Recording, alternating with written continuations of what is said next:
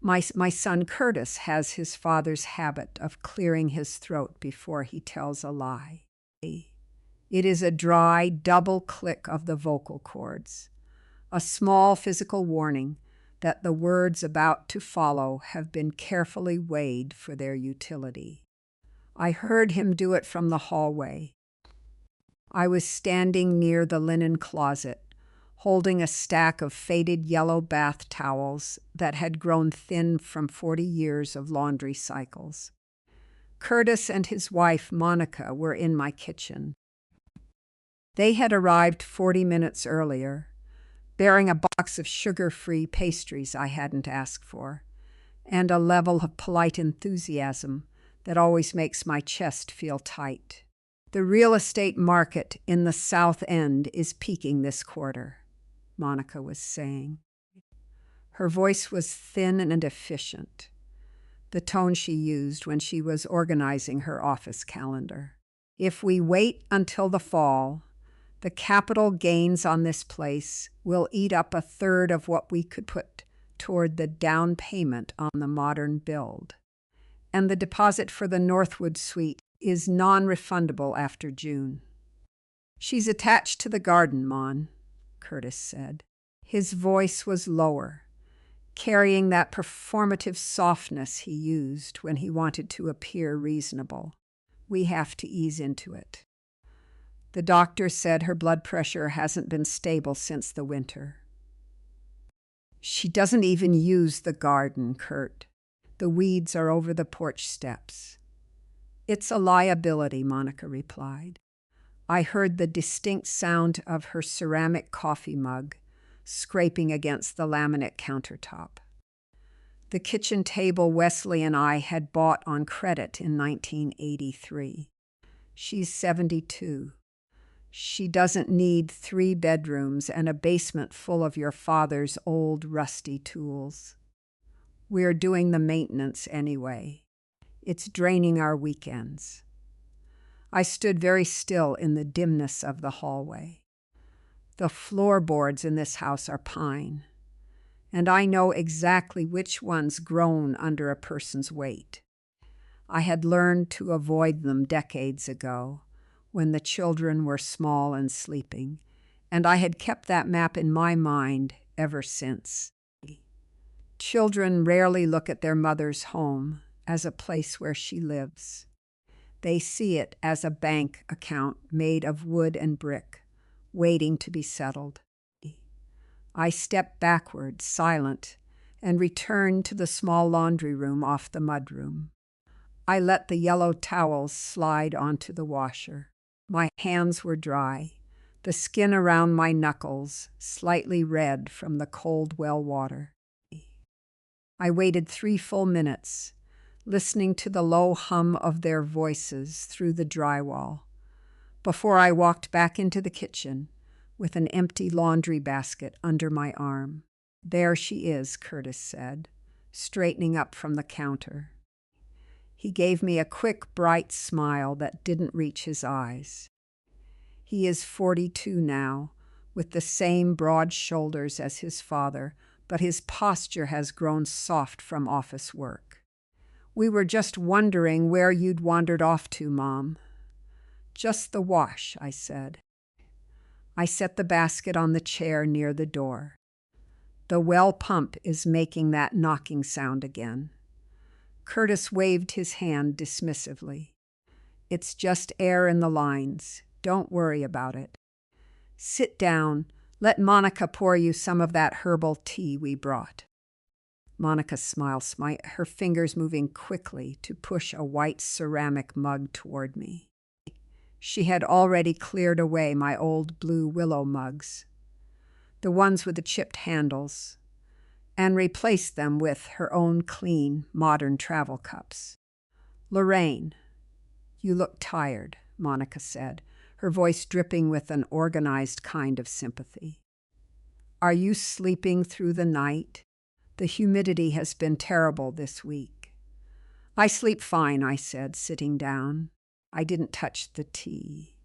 The steam smelled of artificial vanilla. The garden needs turning before the ground gets too hard. Curtis sat opposite me. He reached across the table and placed his hand over mine. His palm was warm, slightly damp. It was the gesture of a man about to deliver bad news at a board meeting. "Mom," he began, and there was that small clearing of his throat. "We've been looking at the accounts. The ones Dad left under the trust. You know the small business certificate is maturing next Tuesday." "I know," I said. "I've had it for 35 years. Wesley set it up so the interest would cover the property taxes and the winter oil bills." "Right, but yields on those old certificates are practically nothing now," Curtis said, leaning in. His eyes were wide, filled with an urgent filial concern that felt entirely rehearsed. "With inflation, you're actually losing money by keeping it there." I was talking to Mitchell. "You remember Mitchell from high school. He's senior vice president at Oak Ridge Capital now. And he says we can roll that principal into a short-term liquidity fund. It would yield 8%. We'd double your monthly cash flow." I looked at his collar. There was a small smudge of blue ink near his top button. He had always been careless with pens. When he was 10, he had ruined a brand-new winter coat I had saved 3 weeks to buy by leaving a blue marker in his pocket. I hadn't yelled at him then. I had spent 4 hours in the basement with rubbing alcohol, trying to lift the stain while he slept. "I like the certificate where it is, Curtis," I said quietly. "It's safe." "It's not about safety, Lorraine," Monica interjected, her smile tightening at the corners. "It's about being smart. Curtis is just trying to make sure you have enough cushion for whatever comes next. If there's an emergency, or if you decide you don't want to handle the upkeep here anymore, having that capital liquid makes everything so much simpler." "I don't mind the upkeep," I said. "The roof needs shingles, Mom," Curtis said, his voice rising just a fraction before he caught himself. He took a breath and softened his face. "We're just worried about you, that's all. I don't want you lying awake at night, worrying about money. If you sign the authorization form next week, I can handle the transfer myself. You won't even have to go down to the branch." He reached into his breast pocket and produced a folded piece of white paper. He didn't lay it on the table immediately. He kept his fingers resting on it, a light pressure, as if he were holding down a wild bird. "Just think about it," he said. "We want what's best for you." I looked past him, out the small window that faced the gravel driveway. The lilac bushes Wesley had planted when Curtis was born were thick with green leaves, though the purple blooms had died off weeks ago. Behind them, parked under the shade of the old maple, was Curtis's clean silver SUV. Through the rear-tinted window of his car, I could see the reflection of the afternoon sun, hitting a glossy white folder lying on the back seat dashboard. It was too far to read, but the logo was a stylized green leaf, the exact logo of the Willows, the private care community 6 miles outside the city limits. "I'll think about it," I said. Monica looked at Curtis, a quick, almost imperceptible nod passing between them. "That's all we ask, Lorraine. Just think about the future." They left an hour later, leaving the sugar-free pastries on the counter and the vanilla tea cold in the mug. After the sound of their car engine died away down the gravel road, the house returned to its usual weight. It is a heavy house. It has the smell of old wool, floor wax, and the faint, sweet scent of the pipe tobacco Wesley stopped smoking 20 years before he died. I walked into the living room and stood by the small walnut desk near the window. In the bottom drawer, under a stack of old utility bills and Wesley's discharge papers from the reserves, was a small leather-bound notebook. It was where I kept the real numbers. Not the ones Curtis thought I had, but the ones I had quietly kept to myself over 40 years of grocery shopping, sewing alterations, and cash birthday gifts from my sisters that had never made it into the joint account. I opened the notebook. The pages were yellowed, written in my tight, round cursive. I didn't hear the front door click open. I froze for a second, my heart hitting against my ribs, before I realized the draft had just pushed the back door slightly off its latch. But as I went to close it, I saw something on the small telephone table in the hall. It was Monica's leather planner. She must have forgotten it when she was packing up her travel mugs. I picked it up. It was heavy, bound in dark brown leather with her initials embossed in gold. I didn't mean to open it. I am not a curious woman by nature. But the book fell open naturally to the current month, where a small yellow sticky note was attached to the date of June 18th, exactly 3 weeks away. Written in Monica's sharp, efficient hand were 3 lines. 10 a.m. Lorraine's signature on Oak Ridge transfer. 2 p.m. Meet with Willow's admissions coordinator. Bring asset statement. 4:30 p.m. Call junk removal service for 142 Elm Lane. I stood in the quiet hallway, the paper of the notebook dry against my fingers. The grandfather clock in the corner ticked once, a heavy mechanical sound that seemed to fill the entire ground floor. The gravel in the driveway crunched before I could even close the leather planner. It was the sharp, aggressive deceleration of a car driven by someone who had realized they were missing something valuable. Monica's silver SUV had returned. I set the planner back down on the small cherrywood telephone table, aligning its edges exactly with the dust outline it had left behind. I stepped into the kitchen, picked up a damp dishcloth, and began wiping the clean laminate counter where their sugar-free pastries sat. By the time the front door handle rattled and Monica let herself in, I was washing a plate that was already dry.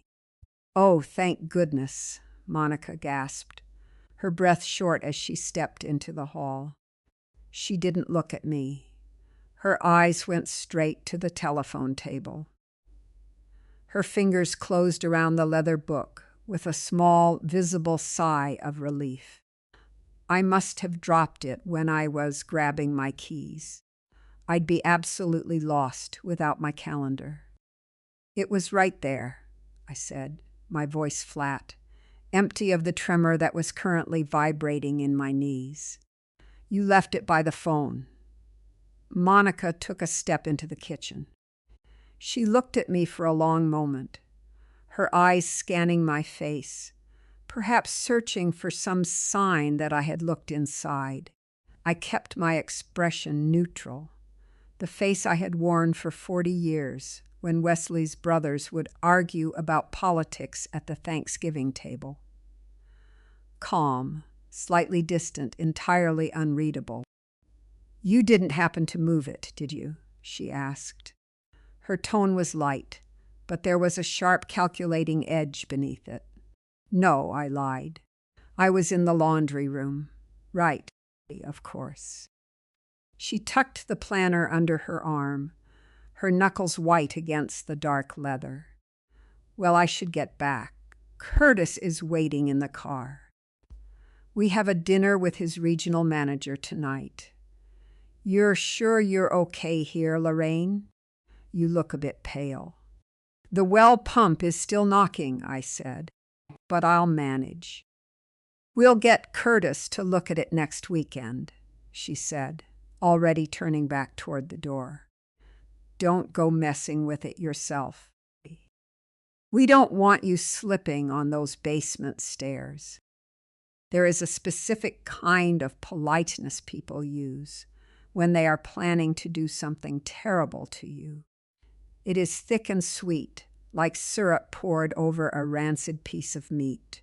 It is designed to keep you quiet, to make you feel as though any protest you might offer would be a sign of your own declining mental state. After she left, I didn't go back to the kitchen. I went down into the basement. The stairs were steep, the wood dark and smelling of damp earth, and the old coal bin we'd sealed up in the 90s. At the bottom, the well pump sat in its concrete pit, a rusted iron cylinder that looked like a sleeping animal. Every 40 seconds, it gave a heavy metallic shudder, thump, clack, that rattled the copper pipes leading up to the ceiling. Wesley had always maintained it. He kept a small grease gun and a crescent wrench on the wooden shelf above the pit. I reached up and pulled down the wrench. It was heavy cold and coated in a thin layer of gray dust.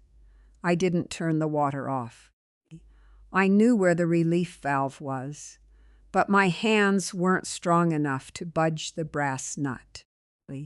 I stood there for 10 minutes in the dim light of the single 60-watt bulb, staring at the rust-colored water, slowly seeping from the packing nut. The house was leaking. Not just the pipes, but the life we had built here. It was dripping away, drop by drop, into the concrete floor. On Monday morning, I drove my old Buick into town. The car is 20 years old. A heavy blue stem that smells of gasoline, and the peppermint drops I keep in the glove compartment. I drove slowly, staying 5 miles below the speed limit, ignoring the impatient tailgaters who swerved around me on the county road. I parked outside Miller's Hardware. The store has been on Main Street since I was a girl. The floors are thick pine planks, worn dark in the center, where decades of boots have dragged dirt inside. Calvin Miller was behind the counter, his reading glasses hanging from a black cord around his neck. He was 80 now, his hair a thin white fringe, but his eyes were still as bright as blue marbles. "Lorraine," he said, nodding as I approached. "Haven't seen you since the freeze. How's that old furnace holding up?" "It's eating oil, Calvin, but it's keeping the rooms warm," I said. I laid the crescent wrench on the glass counter.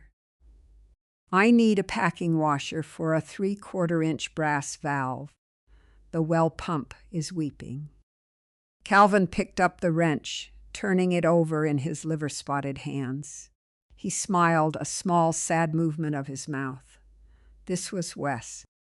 I remember selling him this set when he was working on the addition back in '86. He always took care of his tools. "He did," I said. Calvin reached under the counter and pulled out a small plastic organizer full of black rubber rings. "Curtis hasn't been down to help you with that. I saw him at the diner last week. He was with that wife of his."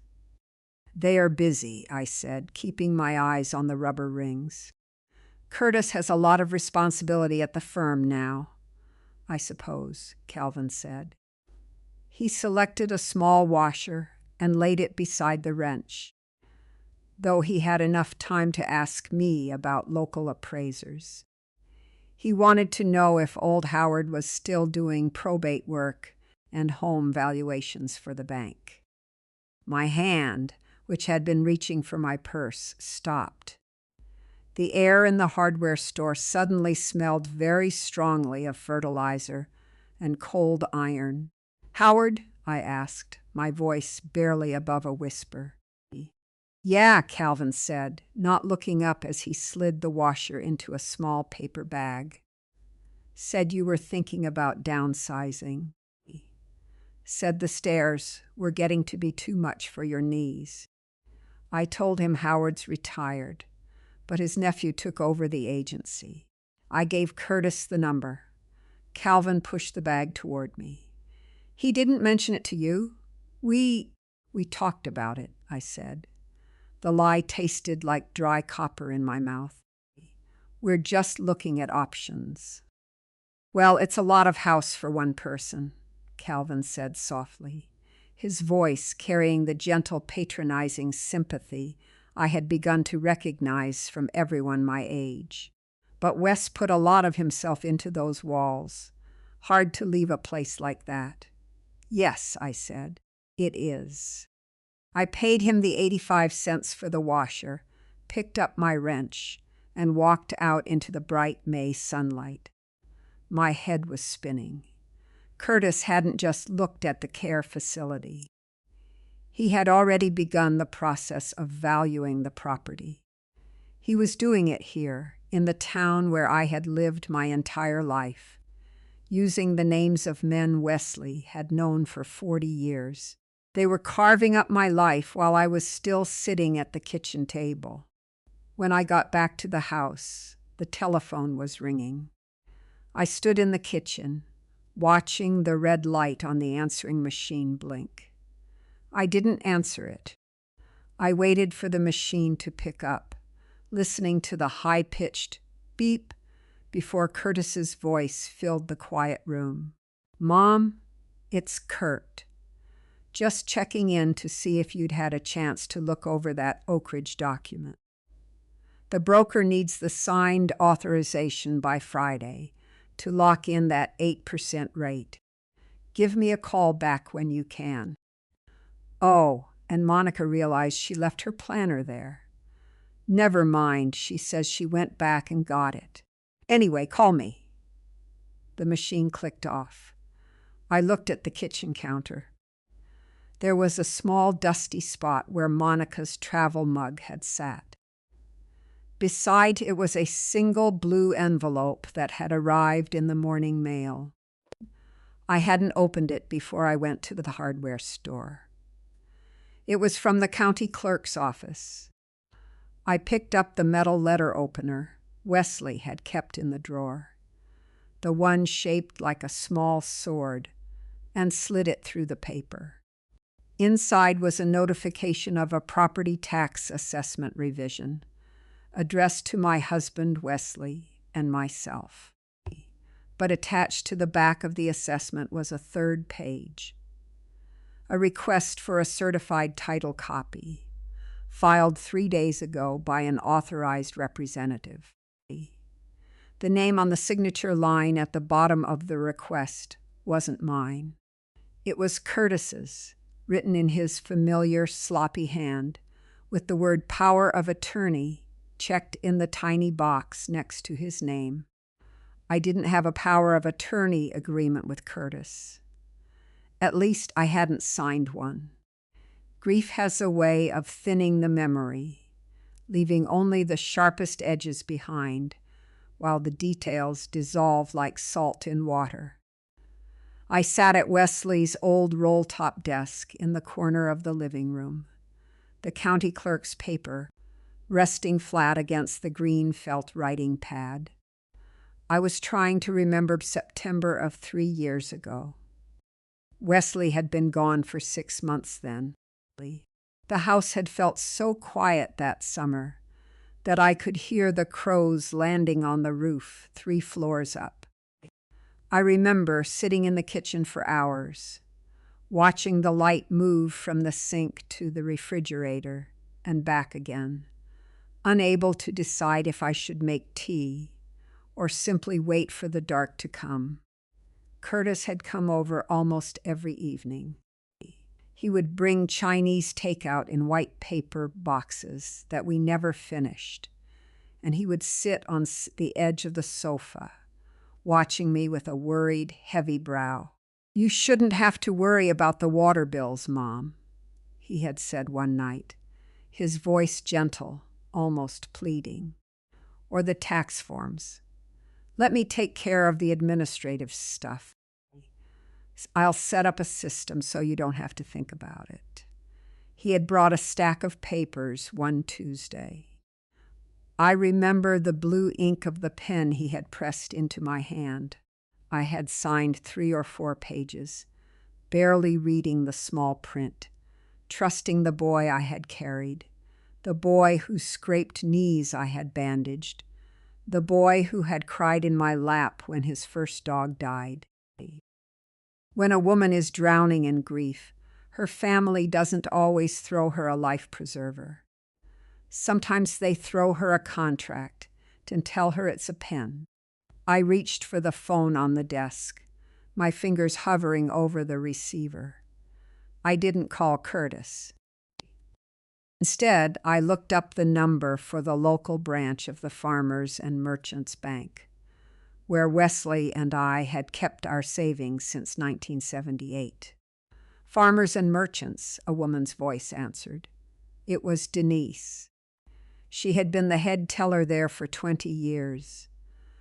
A steady, quiet woman who still wore her graying hair in a neat bob. Denise, it's Lorraine Vance, I said, my voice steady. Oh, Lorraine, how are you? We missed you at the spring bake sale. I've been quiet, Denise. I have a question about the small business certificate that's maturing next week.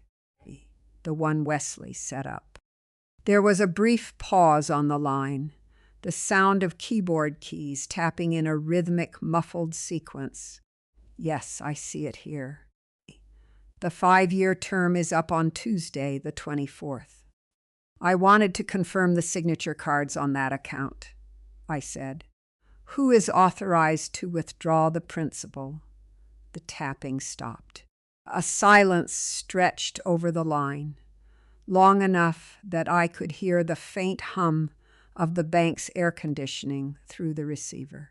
Lorraine, Denise said, her voice dropping into a lower, more cautious register. Curtis brought in the updated authorization forms last month. He had a durable power of attorney document. It was notarized back in 2022. I see, I said. My chest felt cold, as if I had swallowed a glass of well water that had sat out in the frost. And did those forms grant him the right to transfer the funds without my co-signature? Yes, Denise said softly. Under the terms of the durable agreement, he has full transactional authority. He actually scheduled the transfer for next Wednesday morning. He said you were planning to move into a managed care facility, and the funds were being relocated to a joint account with Oak Ridge Capital to handle the trade deposit. She paused, and I could hear the genuine discomfort in her breath. Lorraine, is everything okay? You didn't come in with him when he filed the paperwork. He said you weren't feeling up to the drive. I looked at my hand resting on the desk. It was spotted with age, the veins blue and prominent beneath the thin skin. I was a little under the weather that day, Denise, I said. The lie was easier this time. It slipped out like a practiced phrase. I just wanted to make sure the dates were aligned. We have a lot of moving parts right now. Of course, Denise said, though she didn't sound entirely convinced.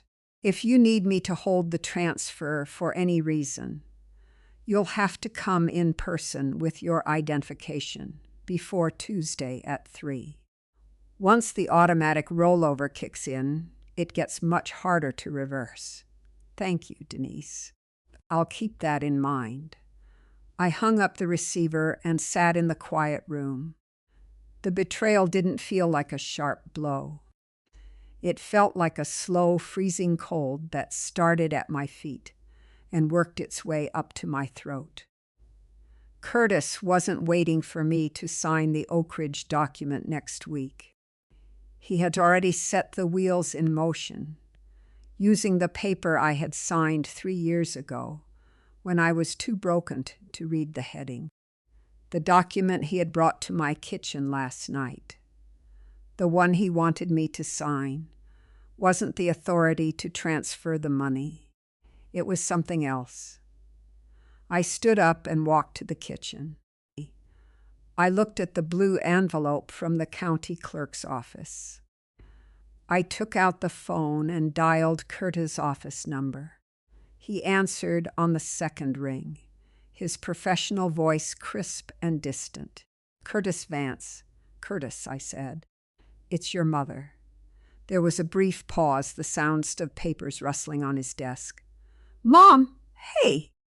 "I was just about to call you. Did you get a chance to look over that Oak Ridge paper?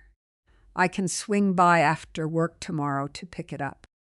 "I'm looking at it now," I said, my voice empty of any anger, any accusation. "It's very detailed. It's just standard industry language, Mom. Don't let the legalese worry you.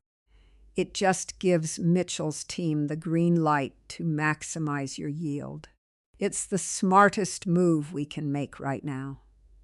"Curtis," I said, leaning against the counter. "The county sent a notice about the title on the house. They said there was a request for a certified copy filed under a power of attorney." The silence on the other end of the line was different from Denise's. It was heavy, sudden, and dark. I could hear his breath, short and shallow. "Oh," he said. He cleared his throat, that double click of the vocal cords.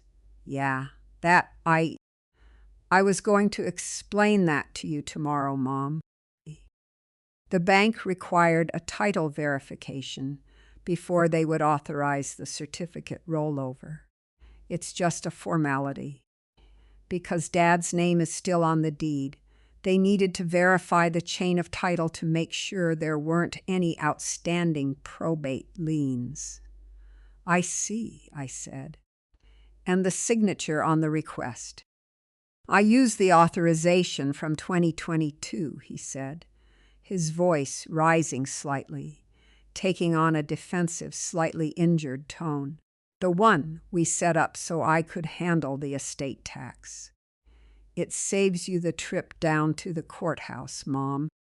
You know how hard it is to park down there with your hip." "My hip is fine, Curtis," I said quietly. "Well, you know what I mean," he said, his tone turning dismissive. The way he used to speak to his younger sister when they argued over who got the larger bedroom. "It's just easier this way. I'm trying to save you the stress. You have enough to worry about." "Yes," I said. "I do. I'll see you tomorrow around 5, he asked. "We can get those papers signed and off your plate." "Tomorrow is fine," I said. I hung up the phone. I didn't cry. I haven't cried since the day of Wesley's funeral, when I realized that the tears of the living do nothing to warm the skin of the dead. Instead, I walked down the hall to the front door. I unlocked it, stepped out onto the porch, and looked at the garden. The weeds were indeed high, their green stems wrapping around the wooden railings of the steps. I walked down into the grass, the dew soaking through my canvas shoes. At the edge of the property, where the old stone wall marked the boundary of the pine woods, there was a small iron gate. It was rusted shut now, its latch buried in wild blackberry vines. I reached out and touched the cold iron. Curtis thought he was moving a piece of furniture from one room to another. He thought because I was quiet, because I lived alone, that I had stopped watching. He thought the silence of an old woman was the same as her consent. But as I stood there, looking into the dark shadow of the pines, I realized something that made the cold in my chest turn into something hard and sharp. Curtis had the power of attorney. He had the bank accounts. He had the title request. But he didn't have the deed. And he didn't know where Wesley had hidden the key to the safety deposit box at the state line branch, the one that held the original unrecorded transfer of ownership we had signed 30 years ago, long before Curtis had ever learned how to clear his throat. A man who spends 50 years working with his hands leaves his mind behind in the things he built. He doesn't hide his secrets in a digital account or behind a password. He hides them in the ordinary, heavy things that only his wife would think to touch. The sun had dipped behind the pines by the time I walked out to the old carriage house. Wesley had used it as his workshop. Since he died, I had kept the padlock on the door, but I hadn't oiled it, and the key turned with a dry, screaming protest. Inside, the air was cold and smelled of mineral spirits, dry rot, and the grease Wesley used to pack into the bearings of his old tractor. Shadows stretched long across the dirt floor. His tools were still hung on the pegboard, their silhouettes looking like dark iron teeth in the fading light. I didn't need a flashlight. I knew the space as well as I knew the creases on the palms of my hands. I walked past the heavy wooden workbench to the corner where Wesley kept his grease rags in an old, rusted Hills Brothers coffee tin. The red plastic lid was cracked, held together by a strip of gray duct tape that had gone brittle over the years. I pried it off. Beneath 3 oily rags, stiffened by 30 years of cold winters, was a small, heavy piece of iron. It was a magnetic key box, the kind people used to stick under the bumpers of their trucks. I opened it. Inside, wrapped in a square of wax paper to keep the dampness out, was a small brass key. Stamped into the metal was the number 214, and beneath it, the initials FSB. First State Bank of Liberty, just 8 miles over the state line in Pennsylvania. Wesley and I had opened that box in 1994, during the year the local steel mill closed, and half the families on our road lost their mortgages. We had never told Curtis about it. We had agreed, back then, that some safety nets must remain invisible to the children, lest they grow too comfortable with the height. I held the key in my palm, its cold edges pressing into my skin before sliding it into the pocket of my cardigan. On Tuesday morning, the day of the certificate's maturity, the fog was thick over the hollows. It hung in the tops of the hemlocks like dirty wool, damp and heavy. I didn't make breakfast. I drank a cup of black instant coffee, warmed up the Buick, and turned onto the state route heading east. The drive to Liberty is 35 miles of winding 2-lane blacktop that follows the river. As the miles clicked by on the old mechanical odometer, I thought about Curtis as a boy. He had been a quiet child, but there was always a restless, hungry quality to his quietness. He didn't play with blocks to build things. He built them so he could knock them down and see how the pieces broke. When he was 12, he had taken apart my grandmother's brass mantel clock, promising he would clean the gears.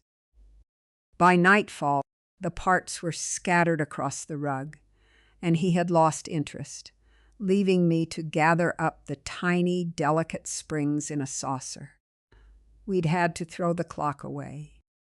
I had spent his entire life putting the pieces back together for him.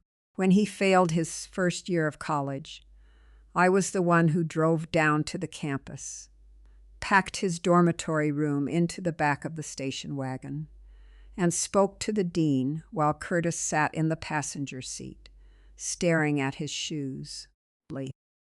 When he wanted to buy his first townhouse with Monica and was $3,000 short of the closing costs, I had lied to Wesley, telling him I had lost my gold wedding band, so I could claim the insurance money to give to our son.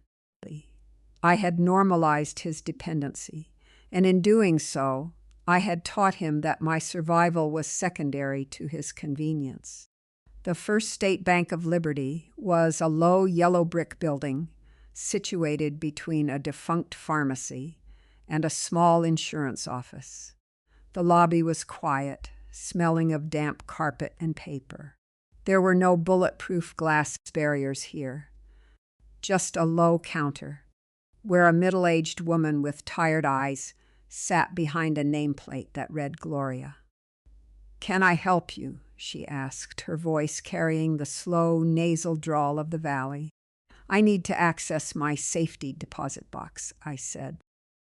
I reached into my purse and laid my driver's license and the brass key on the black counter. Lorraine Vance, Box 214. Gloria took the key, looking at my license before checking her computer screen. She frowned slightly, her fingers hovering over the keyboard. "The signature card on this box hasn't been updated since 2018, she said. "But your name is still primary. Just sign here, please." She pushed a yellow card toward me. My hand shook slightly as I signed my name, the cursive looking older, more fragile than it had the last time I had written it in this book. She led me through a heavy iron gate into the vault. The air inside was freezing, preserved by 6 inches of reinforced steel and concrete. Gloria used her master key, then stood back while I inserted the small brass key into the second lock of Box 214.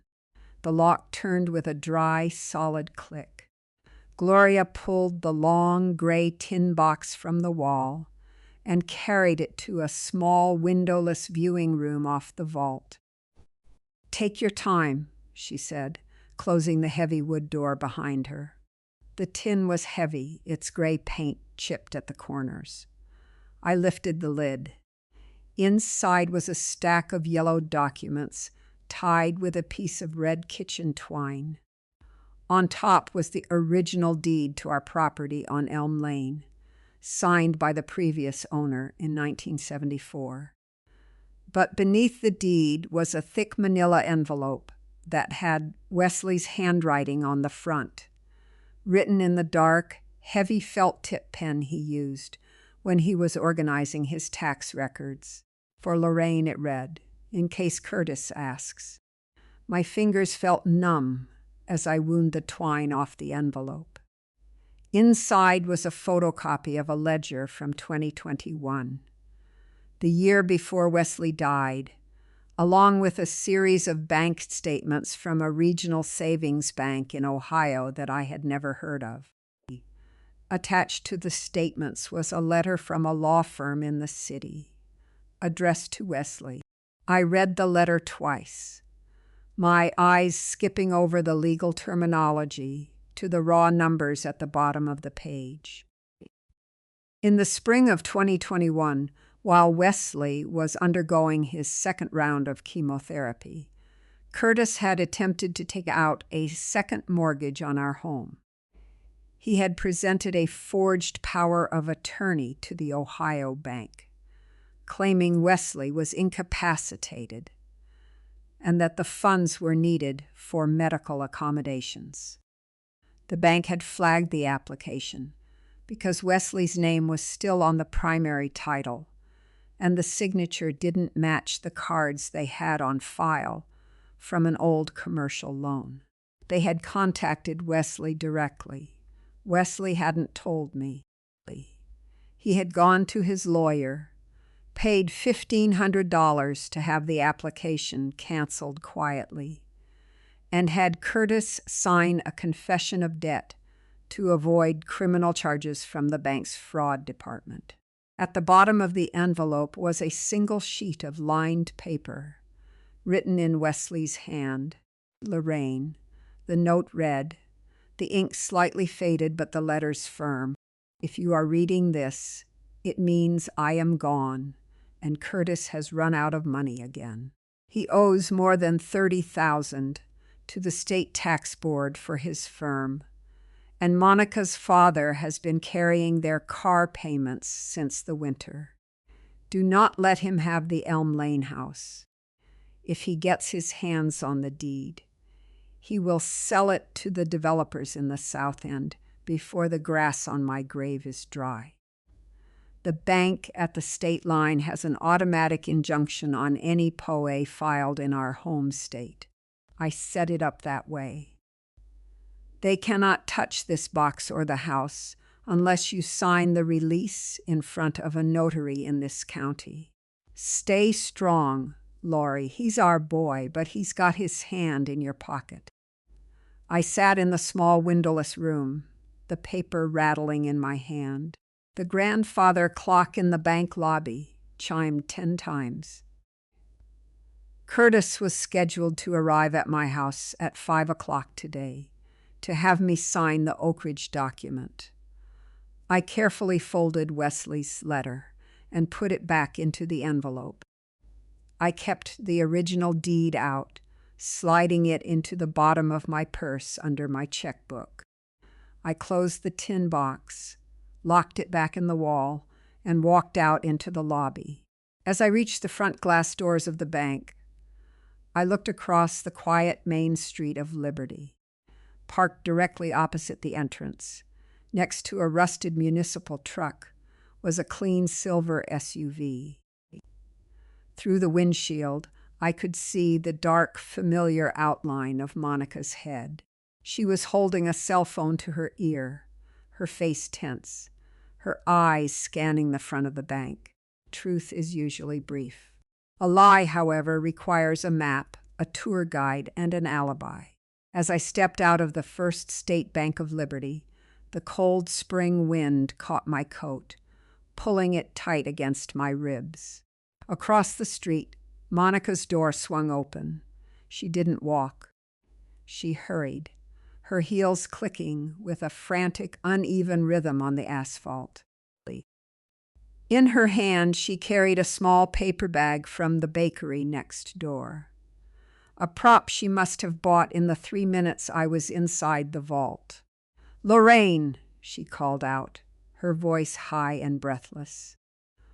"What on earth are you doing over the state line? I thought you were resting today." I stood by the driver's door of my Buick, my fingers tightly closed around the key in my pocket. The air was clear, I said. I wanted to take the car for a run. "In Liberty?" Monica stopped 2 feet from me, her eyes darting to the heavy brass-trimmed doors of the bank behind me, then down to my purse, which I held pressed against my side. She was wearing her oversized sunglasses, but I could see the tension in the muscles of her jaw. "Curtis said your well pump was acting up. We were worried you'd be stuck without water." "I bought a washer at Miller's yesterday," I said. "The pump is quiet now." "Oh." She adjusted the strap of her handbag, her knuckles tense. "Well, that's great. It's just that I had to drive out this way to pick up some of those almond croissants Curtis loves from the bakery here. And I thought I saw your blue Buick. I couldn't believe my eyes."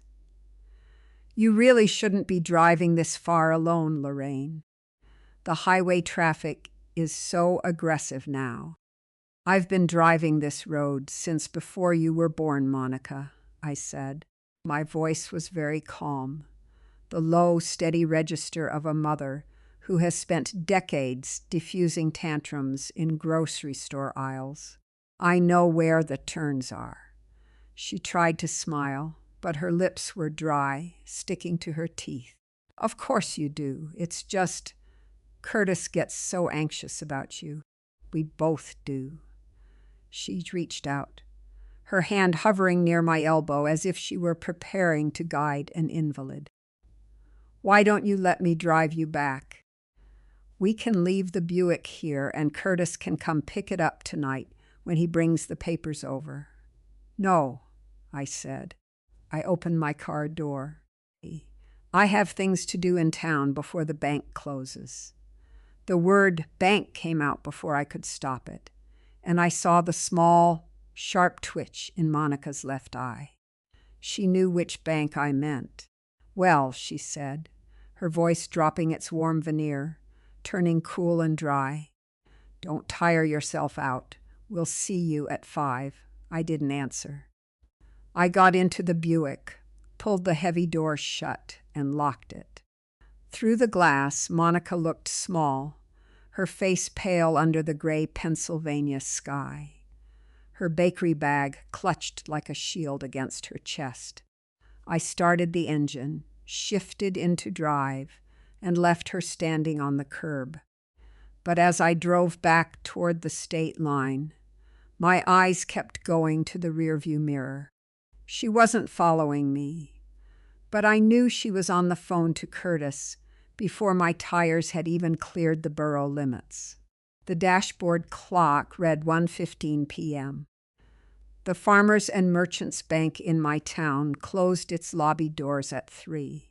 If I didn't get there before then, the automatic rollover on the small business certificate would process, and by Wednesday morning, the 5-figure sum Wesley had saved to pay my taxes would be sitting in Curtis and Monica's joint account at Oak Ridge Capital. I didn't speed. The Buick had a small vibration in the front end if I took it past 55. So I kept it steady, my hands gripping the thin plastic steering wheel until my knuckles turned white. I parked in the bank lot at 2:10 p.m. The lobby was empty except for an elderly man filling out a deposit slip at the center island. Denise was at her window, her glasses down on her nose, counting a stack of $20 bills. When the bell above the door chimed, she looked up, her expression changing instantly from professional neutrality to a deep, worried frown. "Lorraine," she whispered, beckoning me toward the small gate at the end of the counter. "Come back to the office. Let's get out of the lobby." I followed her into the small, carpeted office behind the teller line. It smelled of stale coffee and ink. Denise closed the door and sat behind her desk, her fingers immediately going to her keyboard. "I'm glad you came," she said, her voice low. "After we spoke yesterday, I went back through the authorization files from 2022. The durable power of attorney your son filed. It's valid, Lorraine.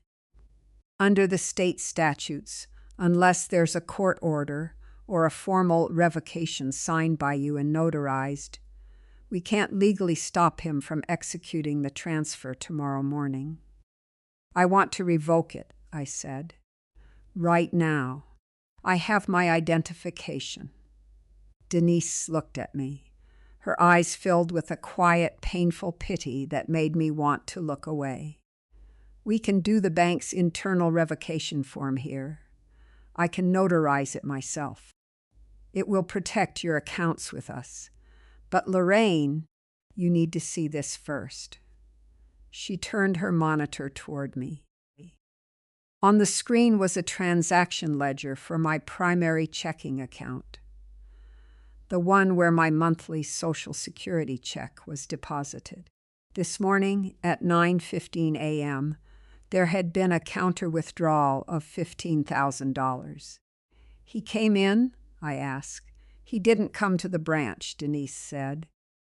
"He processed an electronic draft using the power of attorney. He attached a medical certification rider to the request. It was submitted through his firm's legal portal."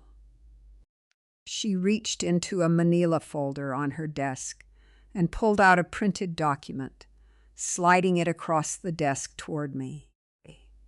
It was a standard statutory declaration of temporary emergency conservatorship. It stated that I was suffering from moderate to severe senile dementia, that I was unable to safely manage my financial affairs, and that there was an imminent risk of asset dissipation due to cognitive decline. At the bottom of the page was the signature of a doctor, Dr. Roy G. Calvin. I knew that name. He was the chief of geriatric medicine at the clinic, where Monica worked as an administrative coordinator. He had never examined me. He had never even seen my face. The draft was approved by our compliance department in the city because of the medical signature, Denise said, her voice trembling slightly.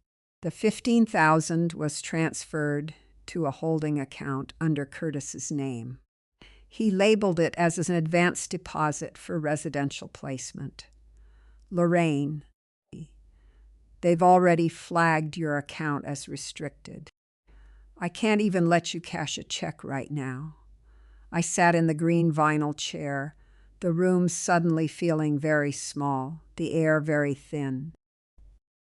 They weren't waiting for 5 o'clock. They weren't waiting for me to sign the Oak Ridge papers. The document Curtis was bringing to my house at 5 wasn't a transfer request. It was a voluntary admission form for the Willows. If I signed it, I would be agreeing that I was incompetent, confirming Dr.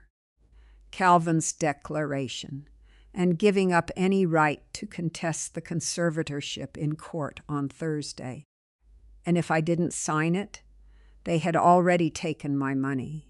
They had restricted my bank accounts. I had 85 cents in my purse and a quarter tank of gas in the Buick. Denise, I said, my voice barely a whisper in the quiet office. Can you print this for me? Of course, she said, her hand reaching for the print button. But Lorraine, what are you going to do? He's coming to your house, isn't he? I looked at the small black and white portrait of Wesley that I kept in the plastic window of my wallet. He was 45 in the picture, his hair thick and dark, his eyes looking straight into the camera with the quiet confidence of a man who knew how to protect the things he loved. I'm going to go home, I said, and I'm going to make some tea. We spend the first half of our lives teaching our children how to speak, how to walk, and how to survive in a world that can be terribly unkind. We do not think to teach them how to spare us when we are old. We do not prepare for the day when the hands we held to help them cross the street are the same hands that will sign us away. The drive back to Elm Lane was very quiet. The wind had died down, leaving the valley wrapped in a gray, motionless haze. When I pulled into the driveway, the house looked smaller than it had this morning, as if the walls were leaning inward, tired of holding up the roof. I walked inside and locked the door behind me. I did not go to the living room or the study. I went directly to the kitchen, took off my coat, and tied my faded blue apron around my waist. The apron was stained with grease from a Christmas goose I had roasted 5 years ago, the last time the whole family had sat together without arguing about money. I put the copper kettle on the stove. I filled it with fresh tap water, listening to the small, metallic rattle of the well pump down in the basement. It didn't knock anymore. The 85-cent washer from Calvin Miller's shop had done its job. The leak was stopped. At 10 minutes to 5, I set 3 blue willow mugs on the table. I did not use the sugar-free pastries they had left behind. Instead, I went to the pantry and brought out a jar of preserved peaches I had sealed last August. The peaches were bright orange, suspended in thick, sugary syrup, looking like small trapped suns behind the dusty glass of the mason jar. At exactly 4:58 p.m., the gravel crunched outside. I didn't look out the window.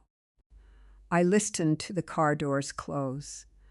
First the heavy, solid thud of the driver's side, then the lighter click of the passenger door. I heard their footsteps on the porch. They didn't knock. Curtis used his key, the brass lock turning with a sharp, dry slide that felt like a hand reaching into my pocket. They walked into the kitchen. Monica came first, her coat still zipped to her chin, her eyes immediately scanning the table, the sink, the counter. Curtis followed her, carrying a black leather portfolio under his arm. He looked tired, his eyes shadowed, his mouth set in a tight, thin line. "Mom," he said, stepping toward me. He reached out to pat my shoulder, but his touch was light, brief, the gesture of a man touching a wet dog. "You've got the kettle on. Good. It's freezing out there." "The fog is coming in," I said, pouring the boiling water into the teapot. "Sit down, both of you." Monica sat in the chair nearest the door, her handbag resting on her knees like a shield.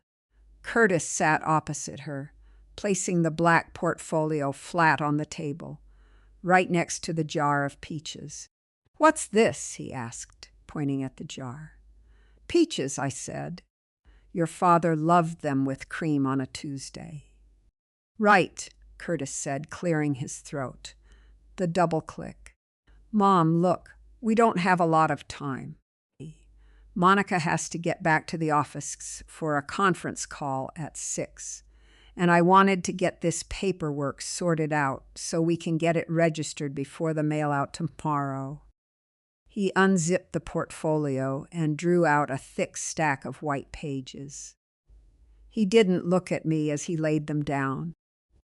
He adjusted his glasses, his fingers moving quickly, professionally. "This is the authorization," he said, sliding the pages toward my side of the table. "I've marked the signature lines with yellow tabs. You just need to sign your full name, Lorraine Evelyn Vance, on pages 4, 9, and 12. Monica can witness it." I looked at the yellow sticky notes. They looked like small, bright warning flags against the white paper. "And what about the other papers, Curtis?" I asked, my voice very quiet. "The ones for the Willows." The kitchen went completely still. The only sound was the low, steady hiss of the kettle cooling on the stove. Curtis's hand froze over the portfolio. He looked up, his eyes widening slightly behind his glasses, before he glanced quickly at Monica. Monica didn't move. Her jaw went tight, her fingers tightening around the strap of her bag. "I don't know what you mean, Mom," Curtis said. He tried to laugh, but it was a dry, hollow sound that died in his throat. "The Willows? We talked about that as a long-term option, sure. But these papers are just for the Oak Ridge Fund, the retirement rollover we discussed yesterday." I reached into my apron pocket and drew out the printed ledger Denise had given me. I laid it on top of his white pages, right over the yellow sticky notes. "This morning at 9:15, I said, "you withdrew $15,000 from my checking account. You used a medical conservatorship declaration signed by a Dr. Roy Calvin. He's the head of geriatrics at Monica's clinic." Curtis stared at the paper. The color drained from his face, leaving his skin looking gray and greasy in the dim kitchen light. "Mom, that's a standard administrative hold. It's to protect the assets during the transition. I told you, Mitchell's team required. Doctor. Calvin has never seen me, Curtis, I said. He doesn't know if I'm senile or if I can still name the presidents in order. But he signed a paper saying I have severe cognitive decline. He signed it so you could take my money without me being there to say no. Lorraine, Monica said. Her voice wasn't sweet now. It was cold, sharp, and entirely devoid of the polite concern she had worn like perfume for 3 days. Let's be practical. You're 72 years old. You're living in a house with a failing well pump and a roof that needs $10,000 in repairs. You're isolated. Last month you forgot to turn off the cellar light for 3 days. The bulb was old, I said. I didn't forget. You're forgetting things every day, Kurt snidely burst out, his voice cracking as he leaned forward. There was a desperate, angry quality to his tone. Now the sound of a child who has been caught with his hand in the jar and has decided his only defense is to scream. Do you think I want to do this? Do you think I want to spend my weekends managing your bills and driving 30 miles out here to check on you? We are trying to keep you safe. If you stay here, you're going to fall, or you're going to leave the stove on. And then what? The bank is going to take this place anyway because the taxes are going up in June. The taxes are going up because you filed a title copy request under a power of attorney, I said. You wanted to find out what the house was worth so you could clear your debts with the state tax board. Curtis stopped. His mouth remained slightly open. His eyes fixed on me as if he were looking at a stranger who had suddenly walked into his kitchen. Who told you that? He whispered. Your father, I said. I reached into my apron pocket again. This time I didn't pull out a bank slip. I pulled out the copy of the debt confession Curtis had signed in 2021, the one Wesley had kept in the safety deposit box in Pennsylvania. I laid it next to the bank ledger. He kept the records, Curtis, I said. He kept the letters from the Ohio bank where you tried to mortgage this house while he was in the hospital. He paid $15,000, the exact amount you took from my account this morning, to keep you out of jail. He made you sign this confession of debt so you would never try it again. Monica stood up. Her chair scraped back against the linoleum with a loud, violent shriek. She looked down at Curtis, her face twisted in a mixture of anger and disgust. You told me that debt was settled, she hissed. You told me your father gave you that money as an advance on the inheritance. It was, Curtis stammered, his eyes darting between his wife and the paper on the table. Mon, please, let me explain. That document is 3 years old, Lorraine, Monica said, turning her sharp eyes back to me. And Wesley is dead. It doesn't mean a thing in a probate court compared to a certified medical evaluation from a licensed physician. If we file the emergency conservatorship petition on Thursday, the judge will grant the temporary order based on Dr.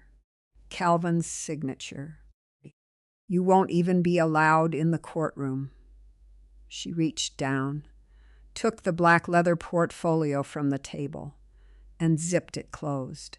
We don't need her signature for the Oak Ridge transfer, Kurt, she said, her voice dropping into a flat, businesslike tone.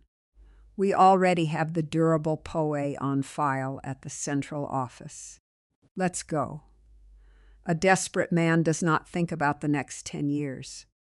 He thinks about the next 10 minutes. When you corner a creature that has lived on the warmth of your sacrifices for 40 years, it does not thank you for the heat. It bites because the cold is suddenly very close.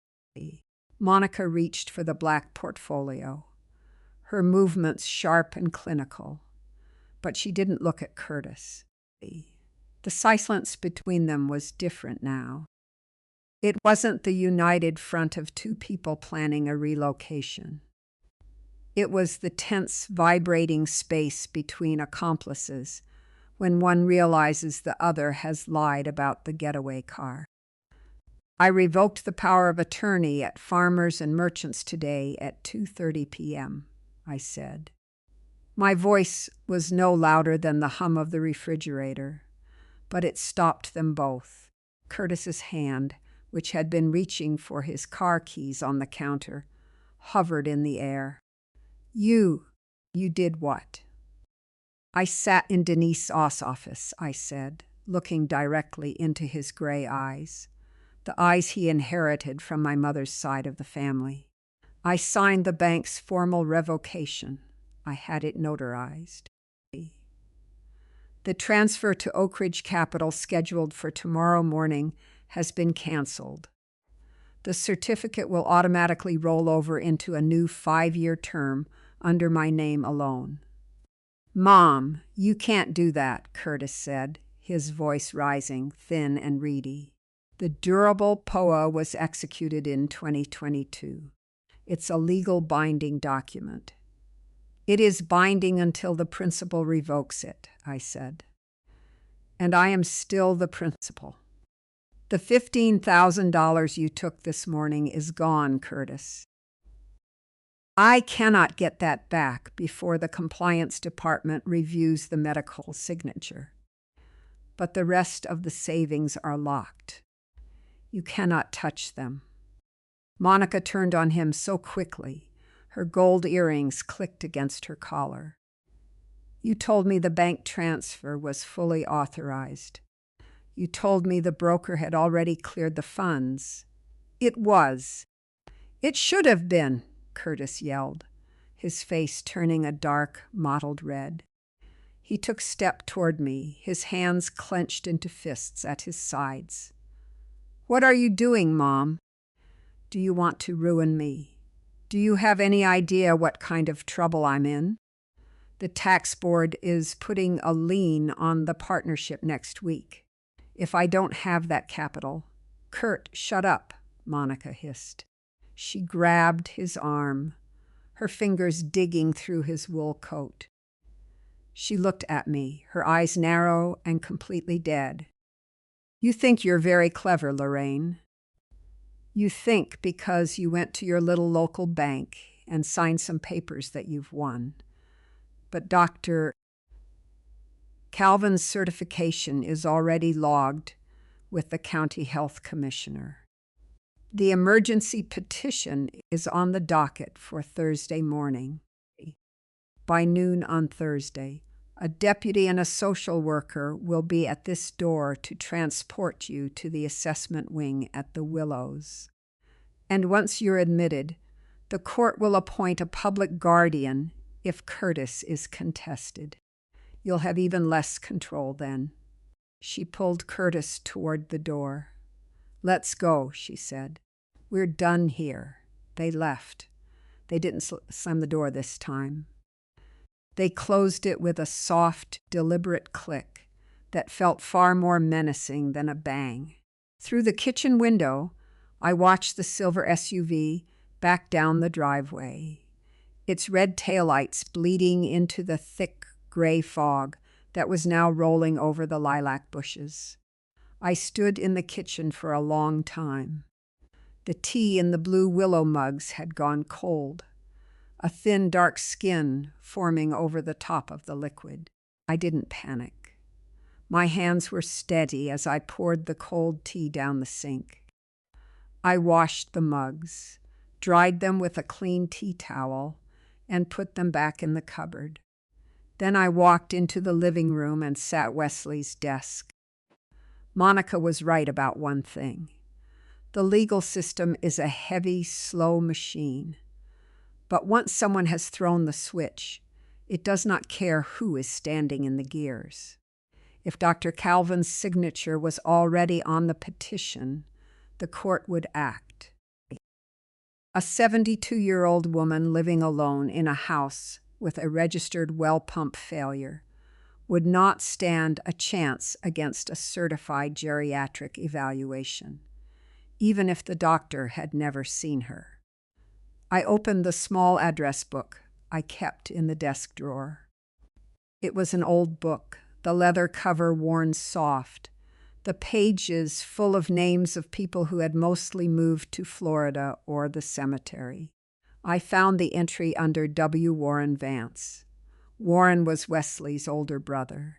He was 75 now, a retired high school principal who lived 3 counties over in Ohio. He was a dry, silent man who had never liked Curtis. When Curtis was a teenager, Warren had watched him leave a gate open on the farm, letting a pregnant heifer get into the clover field where she bloated and died. Warren had looked at Curtis then and said, "That boy has a hole in his bucket. He'll spend his whole life trying to fill it with other people's water." I picked up the black receiver of the landline phone and dialed his number. It rang 4 times before a heavy, gravelly voice answered. "Warren," I said. "It's Lorraine." There was a long pause on the other end. I could hear the faint sound of a television news broadcast in the background. "Lorraine," Warren said, his voice softening slightly, though it still carried the dry authority of a schoolmaster. "It's been a while. How are your knees holding up in this damp weather?" "They're fine, Warren," I said. "I'm calling because I need to ask you about Curtis." Another pause.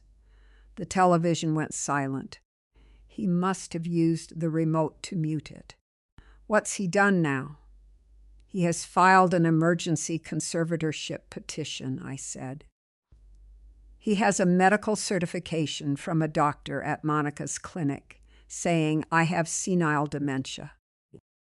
They're planning to move me to the Willows on Thursday." The silence that followed was so deep. I could hear the faint, rhythmic ticking of the grandfather clock in my own hallway. "The Willows," Warren said, repeating the name as if it were a word in a foreign language. "Lorraine, Monica called me 3 days ago. She told me you were already there." My hand tightened on the receiver until the plastic groaned. "She told you I was already in the home? She said you'd had a stroke during the freeze," Warren said, his voice rising, the dry rasp turning hard. "She said Curtis had been handling your care, but that you'd gone combative, and the doctors had to place you in the secure unit. She asked me for $10,000 to help cover the entry assessment fee, so the estate wouldn't have to liquidate the Elm Lane property under a tax penalty." I closed my eyes. The gray fog outside the window seemed to creep into the room, cold and thick. "Did you give it to her, Warren?" I asked. "No," Warren said. "I told her I'd have my lawyer draft a check directly to the facility once I saw the admission papers. She said she'd email them to me on Monday. When I didn't get them, I figured she was just busy." He cleared his throat, a sound completely different from Curtis's, heavy, honest, and angry. "Lorraine," Warren said, "if you're calling me from the house, and you're talking to me like this, then she lied to me." "She did," I said. "They both did." "They aren't waiting until Thursday, Lorraine," Warren said, his voice dropping into a low, urgent tone. "If she told me you were already there, she's already filed the emergency transport order. In our state, if the petitioner claims the ward is a flight risk or is likely to self-harm due to cognitive distress, the transport team doesn't wait for the Thursday hearing. They show up with the warrant 48 hours in advance to secure the ward for the assessment period. I looked at the kitchen calendar hanging on the wall near the desk. Today was Tuesday. 48 hours before Thursday morning was tonight, I whispered. They'll come tonight, Lorraine, Warren said. They'll have private medical transport ambulance. They'll have the legal right to enter the house if you don't open the door. You need to get out of there, right now. A home is not just a collection of furniture and memories. It is a fortress. But a fortress only works if the enemy is outside the gates, not when you have spent 40 years letting them in. I packed in the dark. I did not turn on the overhead lights in the bedroom. I used the small amber glow of the nightlight in the hallway, moving between the dresser and the bed like a shadow. I did not take much. I chose a heavy woolen sweater, 2 changes of flannel shirts, and my extra pair of sturdy walking shoes. Most importantly, I went to the kitchen and gathered my prescription bottles from the cabinet above the sink. I knew how Monica's mind worked. If they entered this house and found my heart medication and my blood pressure pills still sitting in the cupboard, they would tell the sheriff I had run off in a state of confusion, neglecting my health. I put the bottles into my canvas tote bag, alongside the leather-bound notebook of my private savings, Wesley's letter from the safety deposit box, and the original deed to the house. I took one last look at the kitchen. The copper kettle was cold now. The air smelled faintly of the preserved peaches I had opened for Curtis. I had lived in this house for 41 years, 4 months, and 9 days. I knew every creak of the stairs, every rattle of the window panes in a north wind. I had brought my son home to this house from the hospital in a yellow blanket. I turned my back on it, walked out through the mudroom, and locked the door. The fog was so thick it felt wet against my face, like a cold hand pressing against my skin. I got into the Buick and started the engine. I did not turn on the headlights. I knew the driveway too well to need them, and the glow would be visible from the county road a quarter mile away. Instead of backing out down the gravel lane, I shifted the Buick into low gear and turned the steering wheel hard to the right. Behind the old carriage house was a narrow, unpaved tractor path that Wesley had used to haul firewood from the woodlot. It was overgrown with high orchard grass and wild blackberry brambles, but the dirt beneath was packed hard. The path wound through the old apple trees, dipping into a hollow before coming out onto Miller's Creek Road, a dirt track that joined the highway 2 miles south of my driveway. Just as the Buick's tires left the gravel and sank into the soft grass of the orchard, a pair of bright blue-white headlights cut through the fog at the main gate of Elm Lane. I stopped the car. I kept my foot pressed hard on the brake pedal so the red tail lamps wouldn't light up. Through the rear window, I watched a large, unmarked white van turn slowly into my driveway. It was a heavy-duty vehicle with high clearance and small, barred windows near the top of the side panels. It looked like an ambulance, but there were no red crosses, no sirens, no municipal markings. It was the private transport team from the Willows. I watched as the van pulled up to the front porch. 2 men in dark blue scrubs got out. One of them carried a heavy leather clipboard. The other had a small black nylon bag slung over his shoulder. They walked up the wooden steps of my porch. One of them knocked on the door. A heavy, rhythmic, authoritative sound that drifted across the damp air of the orchard like the striking of an iron bell. They would knock 3 times. Then they would use the emergency authorization key Curtis had given them. And when they found the house empty, they would call him. I released the brake and let the Buick roll forward down into the dark hollow of the orchard. The branches of the overgrown apple trees scraped against the sides of the car, a sound like dry fingernails dragging across glass. But I didn't stop.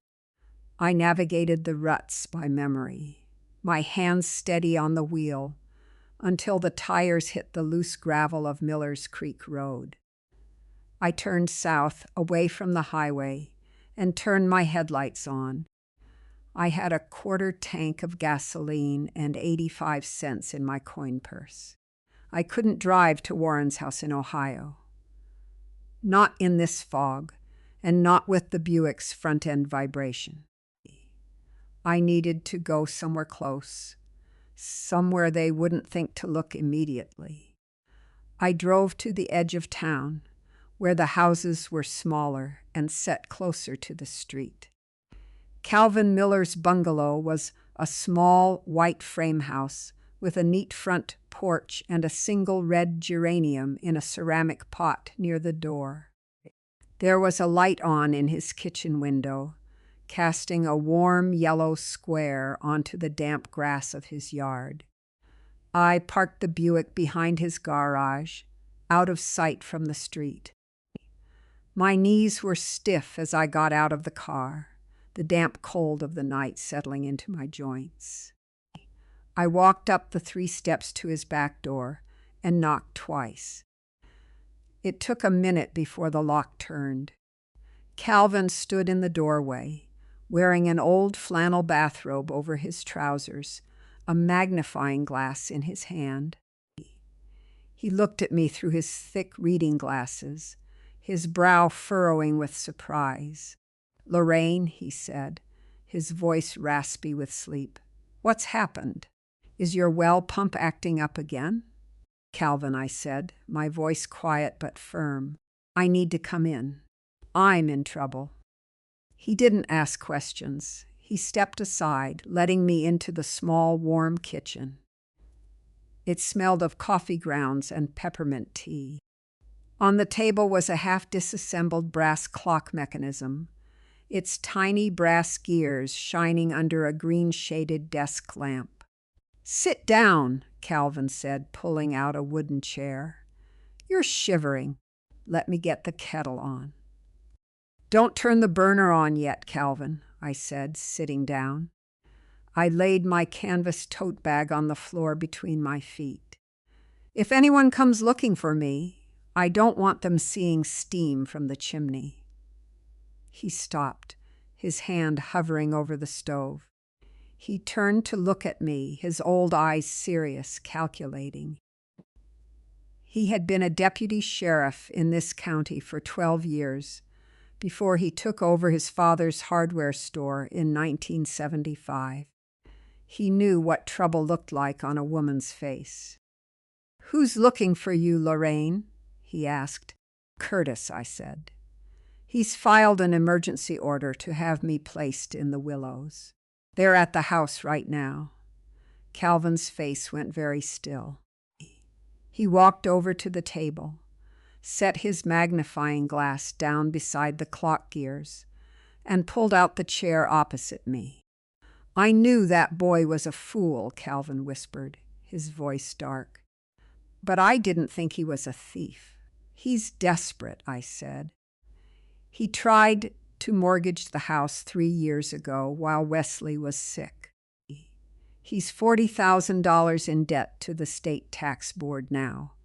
He wants the property, Calvin." He's got a doctor at Monica's clinic to sign a paper saying I'm incompetent.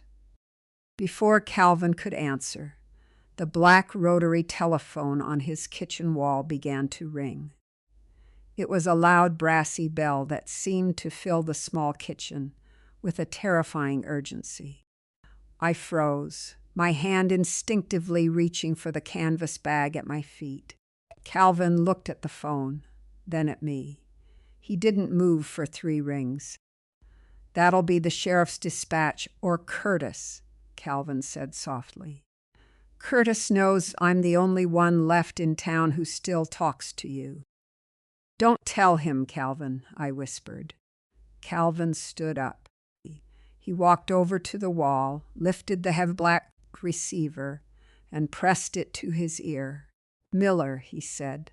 I watched his face. The skin around his mouth tightened.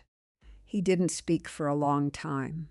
He just listened, his head nodding slowly, his eyes fixed on the green-shaded lamp on his work table.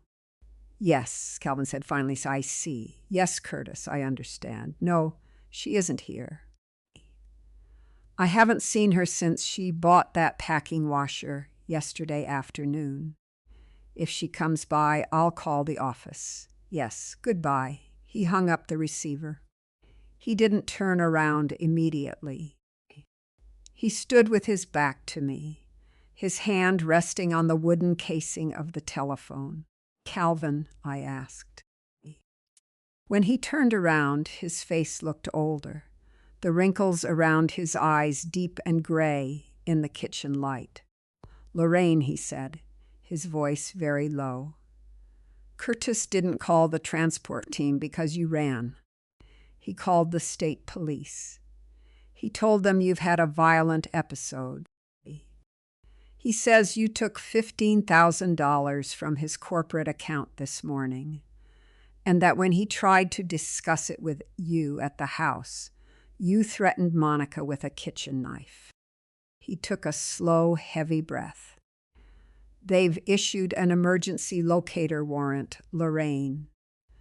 They aren't looking for an old lady who's confused. They're looking for a fugitive. In a small town, a rumor is more powerful than a deed. Once people begin to whisper that you are losing your mind, every quiet thing you do is seen as madness. If you stay silent, you are withdrawing. If you speak up, you are agitated. If you run, you are guilty." "I didn't take the money, Calvin," I said, my voice steady despite the cold weight settling in my stomach. "And I didn't touch Monica. I haven't held a kitchen knife since I carved the ham on Sunday." "I know that, Lorraine," Calvin said. He was looking out the small window of his back door, his hand still resting on the telephone casing. "But the police don't. A deputy isn't going to look at your bank statements on the side of the road. If they find you in that blue Buick, they'll put you in cuffs for your own safety. Once you're in county custody, Curtis will present Dr. Calvin's certificate, and the sheriff will hand you right over to the psychiatric wing at the hospital. You won't even make it to the courthouse on Thursday." He turned back to face me, his mouth a thin, hard line. "We have to hide the car now." We moved quickly, our movements silent in the damp night air. I backed the Buick into Calvin's old detached garage, a drafty wooden building behind his bungalow that he used to store surplus copper pipe and rolls of fencing. We covered the blue sedan with 2 heavy, grease-stained canvas tarps, tucking the edges under the bumpers until the car looked like nothing more than a mound of forgotten machinery. "Get in the truck," Calvin muttered, nodding toward his 1990 Dodge Ram parked in the driveway. It was a faded red work truck, dented at the tailgate and smelling of fertilizer and cold iron. I climbed into the passenger seat, pulling my canvas tote bag onto my lap. The vinyl seat was cold, cracked in the center where the yellow foam padding peeked through like dried bone. Calvin got in, started the heavy diesel engine with a loud, smoky rattle, and backed out onto Maple Street. The fog had grown even thicker, wrapping the telephone poles in yellow halos and blanketing the road in a wet, white silence. As we turned onto the county route, a state police cruiser cruised slowly past us in the opposite direction. Its red and blue lights weren't flashing, but its driver's side spotlight was turned toward the ditches, its bright white beam cutting through the hemlock branches like a searchlight. I shrank back into the shadow of the truck's cab, my fingers tightening around the canvas strap of my bag. The cruiser didn't turn around. It kept moving toward the center of town, its taillights disappearing into the white mist behind us. "Where are we going, Calvin?" I asked. "My sister's old place down by the river," Calvin said, keeping his eyes fixed on the yellow lines of the road. "She's been in the nursing home in Mercer since 3 years back, but I've kept the taxes paid on the cabin. It's got a wood stove, a well pump that runs on a hand lever, and no telephone line. Nobody's been down that road since the trout season ended last July." We drove in silence for 20 minutes, the old Dodge bouncing heavily over the ruts of the river road. The world outside the windows was completely dark, save for the occasional silhouette of an old barn or a rusted silo standing like a tombstone in the fields. I looked at Calvin's profile in the dim green glow of the dashboard. His hands on the steering wheel were thick and scarred, the nails dark from decades of working with iron and grease. He had been Wesley's closest friend since they were boys. When Wesley was dying, Calvin had sat by his bed for 3 hours every Saturday afternoon, not talking, just holding a plastic cup of ice chips for Wesley to suck on when his throat got too dry from the morphine. I had trusted him with Wesley's life. I had to trust him with mine. The cabin was a low, single-story building made of dark hemlock logs, tucked into a bend of the river, where the willow trees grew thick and wild. The water was high from the spring rains, its rushing sound a deep, constant roar that filled the cold air as we got out of the truck. Calvin unlocked the heavy wooden door with a brass skeleton key. He didn't turn on the battery lantern he kept by the door. Instead, he struck a match and lit a small glass kerosene lamp on the kitchen table. The yellow flame flickered, casting long, jumping shadows across the pine-paneled walls. "There's dry birch in the box by the stove," Calvin said, pointing to the cast-iron potbelly in the corner. "The chimney draws clean. I'll go back to town, see Denise first thing in the morning when the bank opens, and get a certified copy of the withdrawal ledger from today. Then I'm driving over to Mercer to find Arthur Vance's boy. He's a defense attorney now, doesn't owe Curtis or his partners a damn thing." "Thank you, Calvin," I said, my voice cracking slightly with the exhaustion that was finally beginning to seep into my bones. "You stay inside, Lorraine," he said, his hand resting on my shoulder. His touch was heavy, solid, the first warm thing I had felt all day. "Don't light the wood stove until the fog lifts tomorrow morning. If there's smoke coming out of the chimney in the dark, some game warden might get curious. You just use the blankets on the cot." He left his skeleton key on the table beside the lamp, turned and walked back out into the mist. I heard the door of his truck slam, the heavy rumble of the diesel engine starting up, and then the slow, fading crunch of his tires on the wet river gravel. The cabin went completely silent, save for the roar of the river outside. I stood by the kitchen table, the yellow light of the kerosene lamp warming my hands. The cabin was cold, the air smelling of old pine needles and mouse droppings. I walked over to the wooden cot in the corner, pulled 3 heavy wool blankets from the cedar chest at the foot, and dragged them over to the table. I wanted to look at the paperwork again. I wanted to see Curtis's signature on the debt confession, to remind myself that the boy who was hunted by the police was not the boy I had raised, but a stranger who had stolen his face. I cleared away a small stack of old newspapers and junk mail that had accumulated on the wooden table over the winter. Underneath a dusty catalog for tractor parts was a flat, white envelope, its corner slightly bent. It had no postage stamp. It had been delivered by hand. My hand shook slightly as I pulled the paper out. It was a formal real estate option agreement, printed on heavy, high-grade bond paper. The header at the top of the page read, Oak Ridge Land Development Group, South End Residential Expansion Project. The agreement was for the purchase and zoning conversion of 3 parcels of land on Elm Lane, including my 3 acres, my garden, and the carriage house Wesley had built with his own hands. The purchase price listed was $350,000. But it was the bottom of the page that made my breath catch in my throat. There were 3 signature lines. The first was Curtis's, signed as the managing partner of the acquisition trust.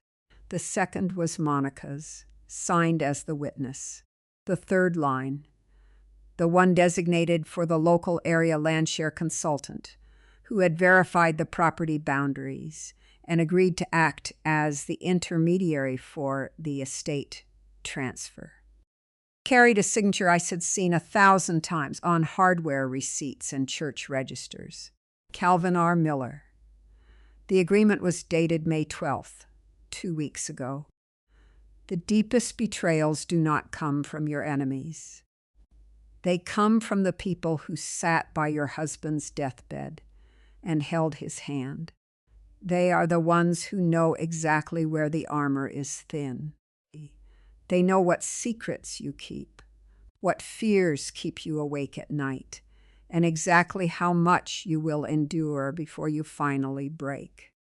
I stared at the signature on the option agreement. The ink was black, the letters written with the shaky, heavy-handed downstrokes of an 80-year-old man who had spent his life holding heavy tools. It was Calvin's signature. There was no mistaking the peculiar backward loop of his middle initial, or the way the tail of the dragged slightly below the line. My mind went back to the garage, to the way he had so readily helped me cover my blue Buick with those oily tarps. He hadn't been trying to protect me from the state police. He had been hiding the evidence. If my car was found parked behind his garage, the town would know he was involved. But by putting it under canvas in his locked barn and bringing me to this isolated cabin without a phone, he had succeeded in completely removing me from the map. He didn't want me to light the wood stove because he didn't want anyone. Not a passing fisherman, not a game warden, to know I was here until Thursday morning, when the emergency transport order would be legally executed. He had set the trap, baited it with Wesley's memory and a warm cup of tea, and I had walked right into it. "Oh, Calvin," I whispered into the quiet room. A cold, hard anger began to rise through my exhaustion. It wasn't the hot, screaming anger of a younger woman. It was the slow, freezing determination of a mother who had spent 40 years absorbing damage in silence and had finally run out of room to hold it. I did not pack my clothes back into the bag. I left the extra woolen sweater and the flannel shirts on the cot. They were heavy, and I needed to move quickly. I kept only my purse, the canvas tote bag containing the deeds, Wesley's letters, the bank statements, and my prescription bottles. I stepped to the table and blew out the kerosene lamp. The flame died with a small, smoky hiss, plunging the cabin into absolute, suffocating darkness. I stood still for a full minute, letting my eyes adjust to the deep shadow of the pine walls. Then I walked to the door, slid the skeleton key into my pocket, and stepped out onto the porch.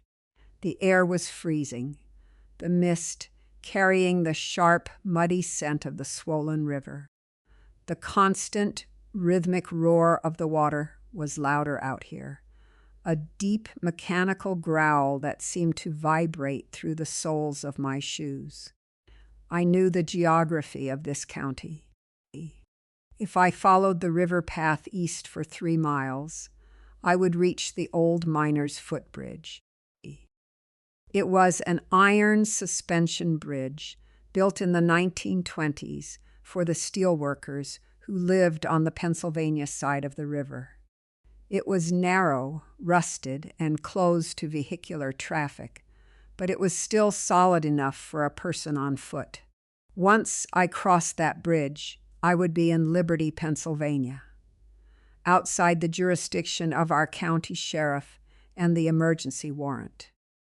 I stepped off the porch and into the wet orchard grass.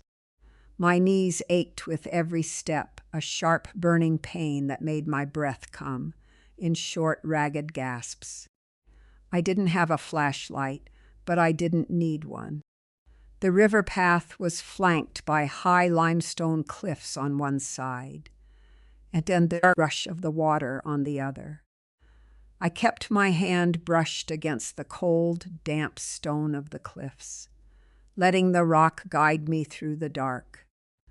I had walked for perhaps 20 minutes when the sound of the river was joined by another noise, the low, heavy rumble of an engine idling in the distance. I stopped, pressing my back against the wet limestone cliff. The sound was coming from the clearing near the entrance to the footbridge, about 50 yards ahead. I crept forward, moving from the shadow of one willow tree to the next, until I could see the yellow beam of fog lights cutting through the white mist. It wasn't Calvin's red diesel truck. It was a dark sedan, its engine purring with a smooth, expensive hum. The car was parked at the edge of the dirt path, right where the gravel ended and the iron cables of the footbridge began. 2 people were standing near the front bumper, their figures silhouetted against the bright glare of the fog lights. I crouched behind a thick clump of river willows, my heart hitting against my ribs like a trapped bird. Through the damp air, their voices drifted toward me, muffled by the roar of the water, but distinct enough for me to recognize the sharp, efficient cadence of the woman's tone. It was Monica, but she wasn't with Curtis. The man standing beside her was taller, thinner, wearing a dark wool overcoat and leather driving gloves. He had a gold watch that caught the reflection of the headlights as he checked the face. It was Mitchell, the senior vice president at Oak Ridge Capital, the high school friend Curtis had brought in to manage my retirement rollover. "He's at the diner," Monica was saying, her voice tight, vibrating with an intense, controlled anger. He's already had 3 double scotches. If he gets behind the wheel of that SUV, the local cops are going to pull him over before he even reaches the highway. He needs to stay sober until Thursday morning, Monica, Mitchell said. His voice was cool, professional, the tone of a man who handled millions of dollars of other people's money without ever getting his own hands dirty. If he shows up at the county clerk's office smelling of liquor, the surrogate judge is going to look twice at the emergency petition. We can't afford a delay. The option on the South End properties defaults on Friday at 5. Calvin's got the old lady locked down at the river cabin, Monica said, her fingers moving quickly to light a cigarette. The tiny orange spark flared, illuminating the sharp, pale lines of her face for a second before she blew the smoke into the fog. He promised she wouldn't leave. He thinks we're just setting up a trust to pay for her care. The old fool actually believes we're doing him a favor by keeping her out of court. And the Buick? Mitchell asked. In his barn, she said. We'll report it abandoned in the state park next week, after the transfer is complete. But Mitchell, Curtis is falling apart. He's terrified about the $15,000. He knows if the bank compliance department does an internal audit on that medical signature before the court order is signed, they'll red flag his partnership accounts. The signature is fine, Mitchell said, his voice flat. Roy Calvin's name is on 3 of our medical trust boards. He knows how to write a diagnostic assessment that doesn't leave room for questions. As long as Lorraine is inside the assessment wing at the Willows by Wednesday night, the bank won't audit anything. A ward of the state doesn't have standing to request a transaction review.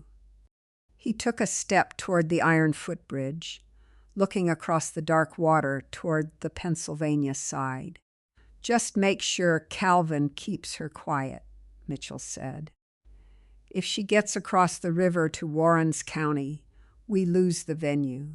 The Pennsylvania courts won't recognize an out-of-state emergency conservatorship without a full probate hearing. She's 72, Mitchell's Monica said, letting out a dry, cold laugh that made my skin turn to ice. She doesn't even know how to use an ATM. She's not going to cross the river in a state police manhunt. She's probably sitting in that cabin right now, freezing to death, because she's too stubborn to light the stove. She threw her cigarette butt into the high grass, where it hissed once and went dark. Let's go, she said. I want to get Curtis out of that diner before he talks to anyone else. They got back into the sedan. The heavy doors closed with a double click of expensive locks. The red taillights flared, and the car backed slowly out down the gravel lane, its headlights disappearing into the fog. I stood in the shadow of the willows, my hands shaking, my breath coming in shallow, icy gasps. The road back to the cabin was closed to me. The town was closed to me. My own sons had traded my life for $40,000 of tax debt, and my husband's best friend had helped him build the cage. I looked at the iron footbridge. The rusted steel cables hung suspended in the white mist, disappearing into the darkness over the rushing water. The Pennsylvania state line was 300 feet away. But as I stepped out from the willow trees toward the bridge, I saw something that made me stop. Sitting on the gravel where Monica's car had been parked was a small white square of paper. It had been dropped when she got out of the car. I walked over and picked it up. It was an electronic keycard for the side entrance of the Oak Ridge Capital office on Main Street, the building where Mitchell kept his client files and where Curtis's partnership accounts were held. When you spend 40 years building a life, you think the hardest thing you will ever do is watch it end. But the hardest thing is realizing you have to walk away from the ashes yourself, with nothing but your own 2 feet to carry you. You must step over the boundary of everything you know, into the cold and the dark, because the home you built has become the place where they intend to bury you. The iron footbridge swayed under my weight. The movement was slight, a slow, sickening oscillation that felt as if the rusted cables were breathing in the fog. Beneath the iron mesh of the walkway, the river was a black, churning chaos, the white foam of the rapids catching the dim light of the Pennsylvania sky like teeth. My fingers were numb, sticking to the wet, freezing iron of the handrail as I dragged myself forward, step by step. Every joint in my body screamed. My hip, which I had always claimed, was just fine to Curtis, felt as if a hot nail were being driven into the bone with every stride. But I didn't look down. I kept my eyes on the far bank, where the dark silhouette of the Pennsylvania hemlocks cut through the white mist. When my foot finally hit the solid gravel of the Pennsylvania side, my knees gave out. I sank into the wet grass, my breath coming in short, rattling wheezes. I clutched the canvas tote bag to my chest, my body shaking so violently that I had to press my forehead against the cold earth to keep from crying out. I lay there for 5 minutes, listening to the roar of the river. Then slowly I pulled myself up. A mile down the river road, the lights of Liberty, Pennsylvania, appeared through the trees. It was a small coal town that had died 30 years ago, leaving behind 3 blocks of dark brick storefronts, a shuttered train depot, and a single 24-hour diner at the intersection of the state route. The sign for the Liberty Star Diner buzzed with a low blue neon hum. I pushed the heavy glass door open. The air inside was warm, smelling of grease, burnt coffee, and the sweet chemical scent of maple syrup. It was nearly midnight, and the diner was empty except for a young truck driver sleeping in a back booth and a middle-aged waitress with tired eyes and her hair pulled back in a neat clip. Her name tag read Denise. No, let's make it Cheryl. Cheryl looked up from the pie case as I walked in. She took one look at my wet coat, my muddy shoes, and the way my hands were shaking around the strap of my canvas bag. And she immediately set down her cleaning rag. "Oh, honey," she said, her voice soft with the easy, unbothered kindness of women who have spent their lives working the night shift. "Come on in. Sit down by the radiator." She guided me to a booth near the front window, where the steam from the cast iron radiator was hissing gently. She didn't ask for my order. She went to the counter, poured a thick mug of black coffee, and set it in front of me, along with a small pitcher of cream. "You look like you've been through the river, literal and figurative," she said. "I had to cross the footbridge," I said, my voice sounding thin like dry paper. My car broke down." "In this fog? That's a nightmare," Cheryl said. She pushed a telephone on a long, coiled black cord across the counter toward my booth. "You need to call someone?" "Long distance is fine, honey. The manager doesn't check the ledger till Friday." "Thank you," I said. I picked up the heavy receiver and dialed Warren's number. My fingers were so cold I missed the 7 the first time and had to start over. Warren answered on the first ring. He hadn't been sleeping. "Warren," I said, "I'm in Liberty, at the diner near the state route." "I'm 20 miles out, Lorraine." His gravelly voice came through the receiver, solid and steady. "I left Ohio as soon as we hung up. I knew they'd try to execute that warrant tonight. You stay right there. Don't go outside and don't talk to anyone." "I'm safe," I said. "I'm inside." I hung up the phone and wrapped my hands around the warm ceramic mug. As the heat slowly returned to my fingers, I reached into my coat pocket and pulled out the white electronic key card I had found on the gravel. On the front, printed in small silver letters, was the logo for Oak Ridge Capital Management. This card was my only weapon. If I stayed in Pennsylvania, I would be safe from the immediate transport warrant, but I would not be safe from the Thursday morning court hearing. Curtis and Monica would still present Dr. Calvin's certificate to the surrogate judge. The judge would sign the permanent conservatorship order in my absence, and then it wouldn't matter which state I was in.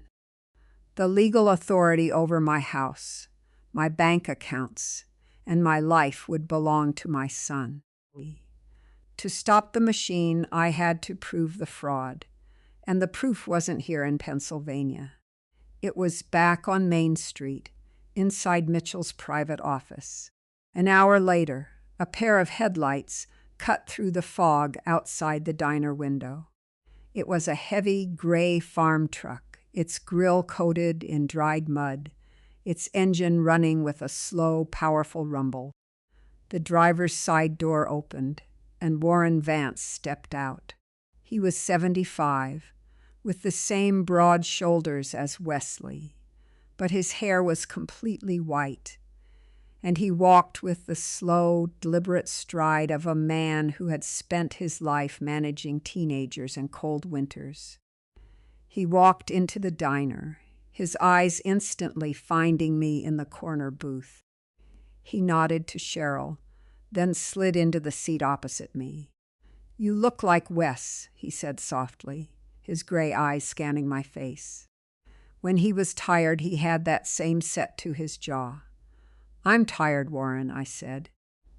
He reached into his breast pocket and pulled out a manila folder, laying it on the table between us. "I didn't just drive, Lorraine," he said. "After we spoke, I called a friend of mine who sits on the state medical licensing board in the Capitol. I wanted to know about this doctor, Roy Calvin." He opened the folder, revealing a series of printed documents with official state seals at the top. "Monica lied to Curtis, and she lied to the court," Warren said, his voice dropping into a low, venomous whisper. "Dr. Roy Calvin didn't sign that emergency certificate on Monday morning." I stared at him. "But his signature is on the warrant, Warren. Denise saw it on the bank draft, Doctor. Calvin has been in the intensive care unit at Mercy Hospital in Pittsburgh since last Tuesday," Warren said, pointing to a copy of a medical registry log in the folder.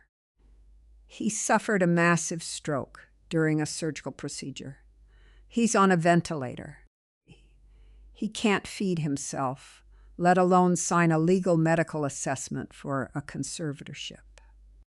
He tapped his finger against the paper. "Monica had access to his digital signature key at the clinic because she manages his administrative billing. She generated that certificate from her desk on Friday afternoon, using his credentials, while he was lying unconscious in a hospital room 3 counties away."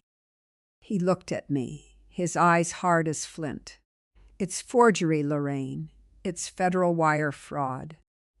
And if we can prove she accessed the clinic's server to generate that file, she and Curtis aren't going to be managing your estate. They're going to be facing 20 years in a federal penitentiary. I looked down at the white electronic keycard resting on the table. The server records are in Mitchell's office, I said quietly. Curtis's partnership accounts and the clinic billing backups are kept on the Oak Ridge Secure Drive on Main Street. Monica has her remote terminal there. I pushed the keycard toward Warren. We have to go back, I said. A mother will spend her entire life trying to shield her child from the consequences of his own choices. We lie for them. We clear their debts. We carry their shame in the quiet of our own hearts. All because we believe that if we just hold the wall up long enough, they will eventually find their footing. But there comes a point where the shield must become a mirror.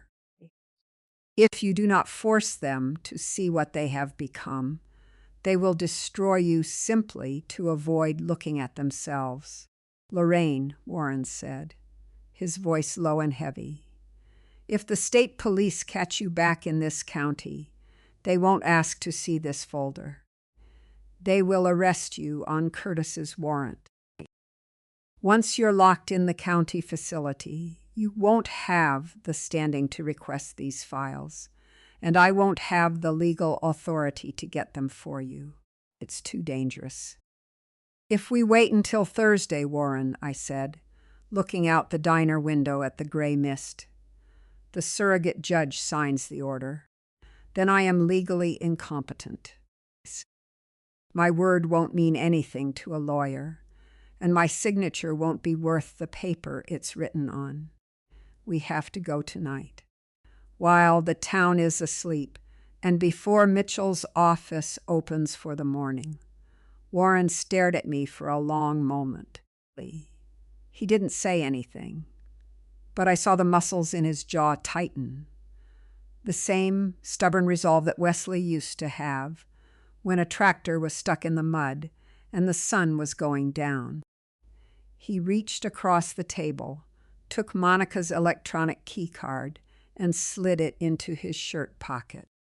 "Cheryl," Warren called out, setting a $20 bill on the table. "Keep the change."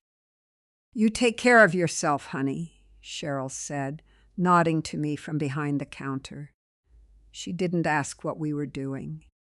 In towns like this, when an old woman and an old man go out into a midnight fog with a manila folder, people know enough to keep their heads down. We got into Warren's gray farm truck. The engine started with a deep, muffled rumble that felt safer than the Buick's rattling idle. We crossed the old state line bridge back into our county. The tires hummed against the wet asphalt. We didn't go near Elm Lane. We stayed on the back roads, navigating the ridges where the hemlocks grew thick and wild, keeping the truck's headlights on low beam.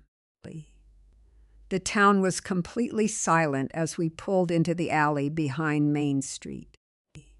Main Street was empty, the dark brick storefronts looking like empty shells in the yellow glow of the streetlights.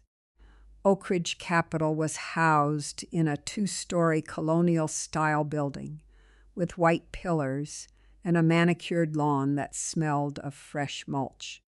Warren parked the truck behind an old municipal salt shed, out of sight from the main road. We walked quickly down the narrow gravel path to the side entrance of the building.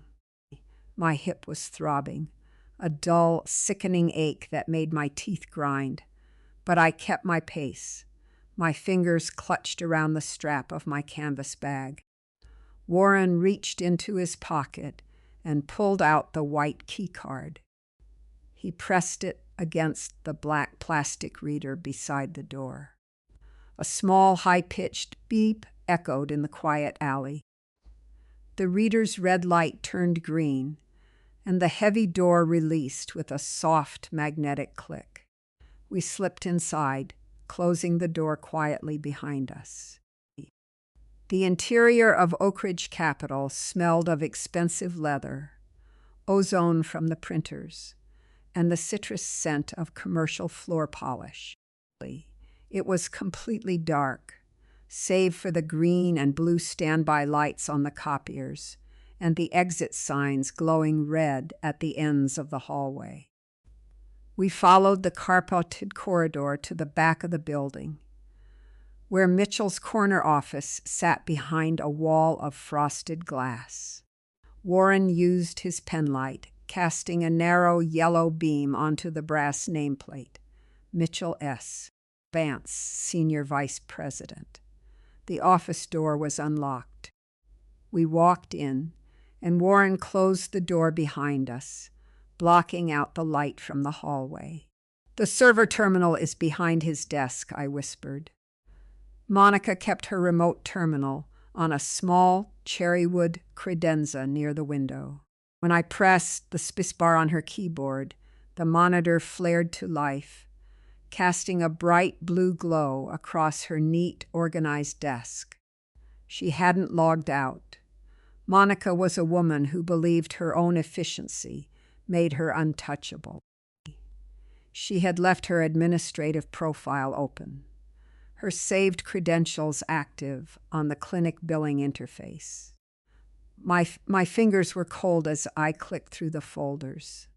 It didn't take long to find the directory labeled Vance Estate, Emergency Assessment. There it was. The digital certificate file was dated Friday, May 22nd at 3:14 p.m., exactly 3 hours after Dr. Roy Calvin had been admitted to the ICU in Pittsburgh. The metadata on the file showed it had been uploaded from this terminal, using Monica's administrative access key. She did it. Warren whispered over my shoulder, his penlight illuminating the screen. She forged the signature while the doctor was on a ventilator. "Print it," I said, "and download the transmission log to a flash drive." Warren reached into his pocket, pulled out a small black USB drive, and slid it into the side of the monitor. But as the progress bar on the screen began to fill, I clicked on another file in the directory, one labeled Oak Ridge Elm Lane Option Agreement, Distribution of Proceeds. It was a spreadsheet. I scanned the rows, my eyes stopping at the ledger for the $350,000 payout. The option agreement wasn't a joint venture to pay for my care at the Willows. It was a liquidation trust. The $350,000 was scheduled to be paid out on Friday morning, immediately after the surrogate judge signed the conservatorship order on Thursday. But the distribution ledger showed that the funds weren't going into a joint account for Curtis and me.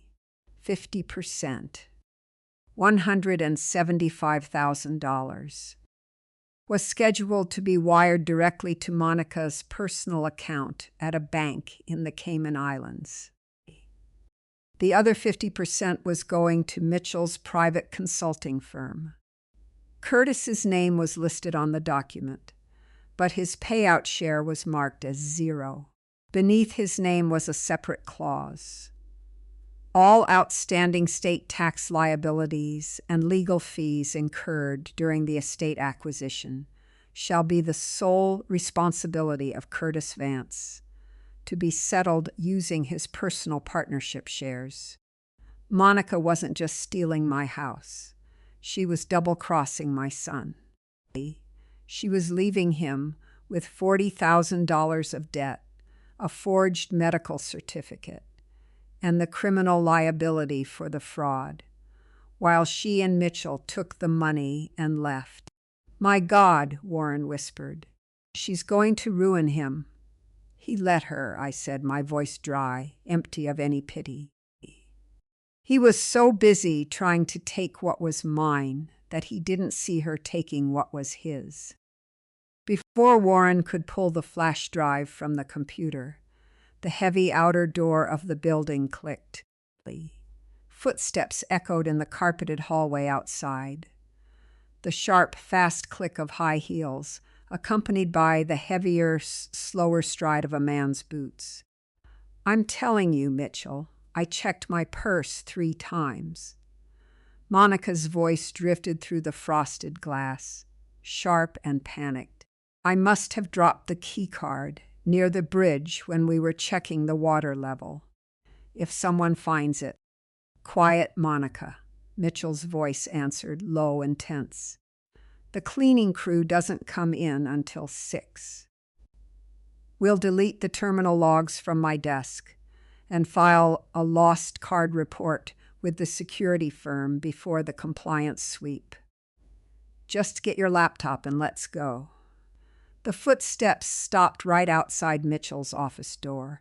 A mother's final duty is not to save her child from his mistakes, but to make sure he survives the realization of them. You cannot carry them forever. Eventually, you must let the weight of their choices press down upon them, not out of cruelty, but because it is the only way they will ever learn the difference between the people who love them and the people who are simply using them as a shield. The heavy brass handle of Mitchell's office door began to turn with a slow, dry scrape. Warren didn't hesitate. He snatched the black USB drive from the side of the monitor, his thick fingers moving with a surprising, quiet speed. He grabbed my arm, guiding me behind the heavy floor-to-ceiling mahogany partition that separated Mitchell's desk from the small private library alcove in the corner of the office. We pressed ourselves into the narrow gap between the wood paneling and the velvet window drapes. The space was freezing, smelling of dust and dry paper. I clutched my canvas bag to my chest, my teeth clamped together so tightly my jaw began to thrum. The door swung open, the light from the hallway casting a long yellow rectangle across the carpet. Monica stepped into the room, her keys rattling in her hand. Mitchell followed her, his leather coat rustling as he closed the door behind them. He didn't turn on the overhead lights. He kept his pen light on, the narrow beam dancing across the leather armchairs. "Go to your terminal, Monica," Mitchell muttered, his voice tight with an impatient, low-pitched irritation. "Delete the session logs and let's get out of here. The security sweep on the network happens at 3. Monica walked to her desk. I could see her silhouette through the gap in the partition, her pale face illuminated by the bright blue glow of the monitor we had left awake. She stopped. "Mitchell!" she said, her voice dropping into a cold, sharp whisper that made the hair on my arms stand up. "The screen is on." "What?" "The screen is awake. And the Elm Lane option directory is open." Monica's fingers began to clack against the keyboard with a frantic, uneven speed. Someone was at this desk. "The session history shows a local administrator override 5 minutes ago. The clinic billing backups were accessed." "That's impossible," Mitchell hissed, stepping quickly toward the desk. He bent over her shoulder, his penlight scanning the keyboard. "The cleaning crew doesn't have the administrator key. Did you leave it active when you left at 5? "No. I logged off." Monica's voice rose, taking on a thin, hysterical edge. She leaned closer to the monitor. "Look at the system log." There was a USB mass storage device mounted on port 3. It just unmounted 30 seconds ago. Mitchell spun around, his penlight beam swinging wildly across the room. The yellow light cut across the mahogany partition, flashing through the gap in the velvet drapes just inches from my face. I didn't breathe. I kept my eyes fixed on the red exit sign glowing over the door of the office, the private exit that led to the utility corridor. "They are still in the building," Mitchell whispered, his hand reaching into his coat pocket. "Check the lobby. I'll check the back hall." He ran out of the office, his heavy boots thudding against the carpet as he headed toward the main entrance. The moment his footsteps died away, Monica leaned down to check the CPU tower under the desk. Her back was to us. Warren gripped my wrist, giving me a single urgent nod. We stepped out from behind the partition, our movements silent on the thick carpet. We didn't go toward the hallway where Mitchell had gone. Warren pushed open the heavy wooden door of the utility corridor, the service exit Wesley had helped install back in the 90s, and we slipped into the concrete stairwell. We didn't run. We walked quickly down the 3 flights of stairs, the cold air of the basement level, smelling of damp brick and old grease. We came out through the loading dock doors at the back of the building, where the fog was so thick the brick walls were completely invisible. We reached Warren's truck in less than 2 minutes. Warren started the engine, kept the headlights off, and backed slowly down the alley, his tires silent on the gravel. We turned onto the secondary county route, heading away from the town center, before he finally switched the lights on low beam. His hands were shaking on the steering wheel. "That was too close, Lorraine.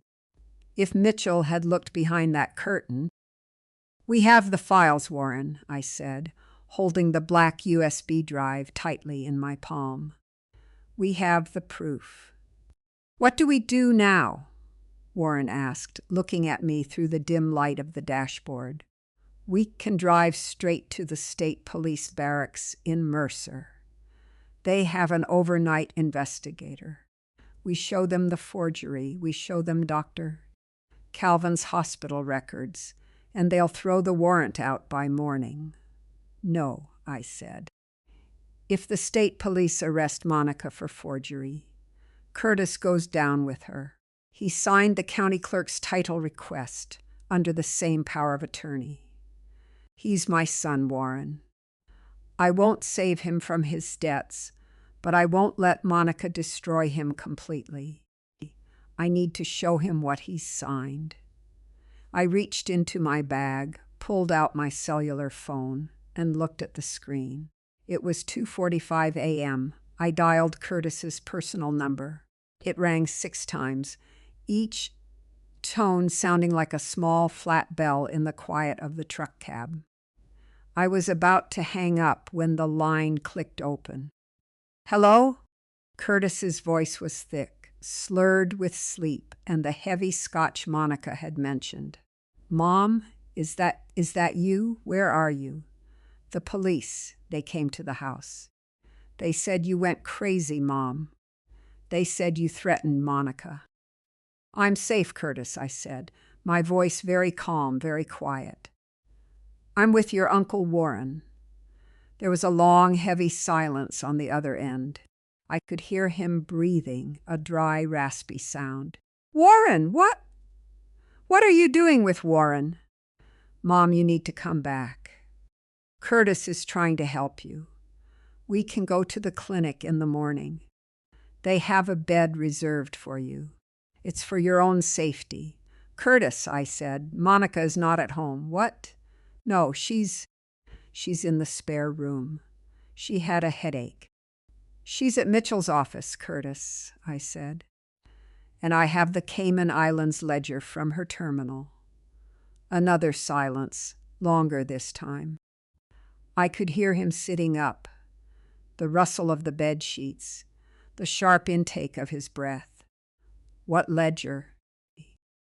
What are you talking about, Mom? The land option agreement for Elm Lane is for $350,000, I said. Monica and Mitchell are splitting the money 50-50. Your share is marked as 0. And there is a clause stating you are solely responsible for the state tax liens and the legal fees. Monica is taking her share to a personal account in the Cayman Islands, Curtis. She's leaving you with the debt. And she's leaving you with the forgery charge for Dr. Calvin's signature. No, he whispered. No, that's not true. Monica wouldn't do that. She's my wife. She's been working with Mitchell to secure my partnership shares. Meet me at the carriage house, Curtis, I said. In 40 minutes.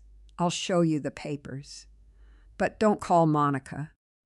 If she knows you've seen the ledger, she'll clear those accounts before you can reach the bank. Mom, his voice cracked. The sleep and the alcohol completely gone now, replaced by a raw, hollow terror. Mom, they're already on their way back to Elm Lane. Mitchell called me 10 minutes ago. He said someone broke into his office and stole the estate files. He told the transport team to wait at the house because you'd probably try to come back.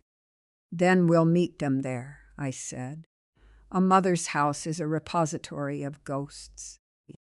We spend decades filling the rooms with warmth, cooking meals, folding laundry, and smoothing over the rough edges of our children's lives, only to find that when the cold comes, the ghosts are the only ones left who still know our name.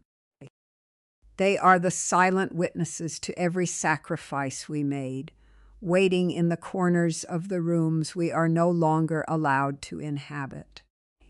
Warren parked his truck half a mile down Miller's Creek Road, tucking it deep into the shadow of an overgrown hemlock grove. We walked back through the orchard path, the same path I had taken to escape 3 hours earlier. The mud was freezing now, the surface of the ruts skinning over with thin sheets of ice that cracked like glass under our shoes. My hip was a steady burning fire, but I didn't lean on Warren.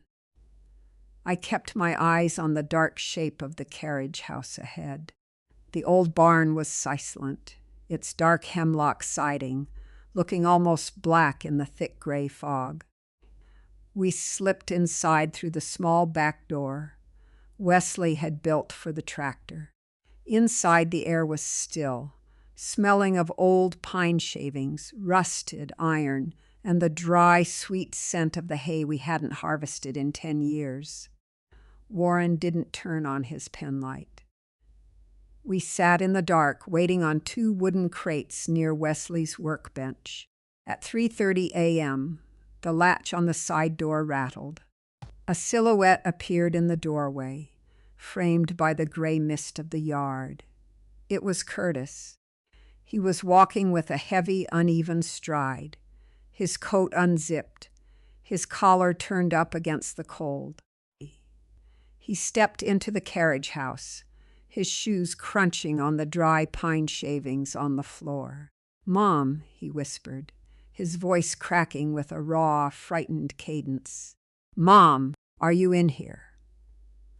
Warren clicked his penlight on, directing the narrow yellow beam down onto the wooden workbench. Curtis flinched, his hand going up to shield his eyes. He looked disheveled, his hair messy, his face pale and lined with exhaustion. He smelled of stale whiskey and the cold wind. He looked at me, then at Warren, his eyes wide and bloodshot. "Warren," Curtis said, his voice dropping into a defensive rasp. What are you doing here?" "You don't have any right to be on this property," Monica said. Your wife is currently planning to leave the country with $350,000 of my estate money, Curtis, I said. My voice was very calm, very quiet, the same tone I used when he was a boy and had broken something he couldn't fix. Sit down. He didn't sit. He stood by the workbench, his hands clutched in his pockets. She wouldn't do that.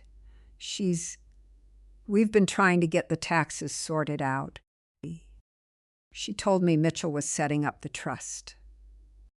I reached into my canvas bag, pulled out the printed ledger Warren had taken from Mitchell's terminal, and laid it on the workbench under the yellow beam of the penlight. Read it, I said. Curtis took a slow step forward. His hand shook as he reached for the paper. He held it close to his face, his eyes moving quickly across the rows of numbers, his mouth opening slightly as he read the Cayman Islands transfer details. This must be a mistake, he stammered, his eyes darting to Warren, then back to me. This is Mitchell's firm. The trust is supposed to be joint. It's supposed to cover the medical costs for your transition. Look at the bottom, Curtis, Warren said, his voice dry and hard as a walnut shell. Look at the liability clause.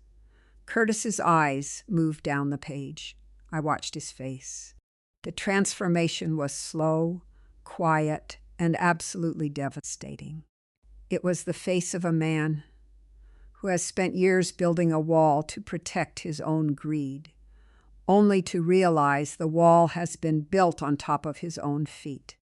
The color left his cheeks, his skin turning a sickly, translucent gray in the penlight's glow. His shoulders slumped, his broad frame looking suddenly small, deflated, and incredibly old.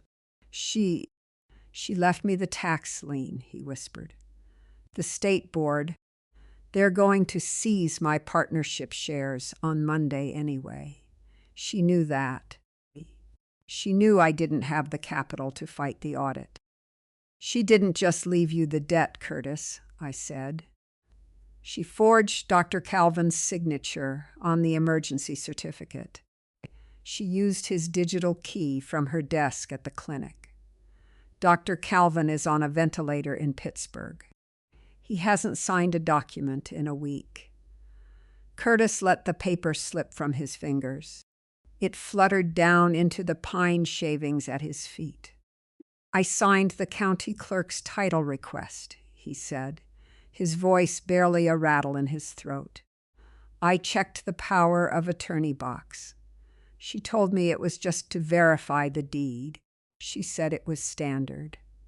If the signature on the certificate is forged, then the POA, the whole petition, is fraud. I'm the primary petitioner, Mom. My name is on the court filing. Yes, I said. You're the one who will go to jail. He looked at me, his eyes filling with tears that ran slowly down his dirty, pale cheeks. He looked like the 12-year-old boy who had broken my grandmother's brass clock, standing over the ruins of something he had no idea how to put back together. Mom, he sobbed, his hands coming out of his pockets, his palms open, pleading. Mom, please, I didn't know about the forgery. I swear to God I didn't know she was going to take the money. I was just trying to save the firm.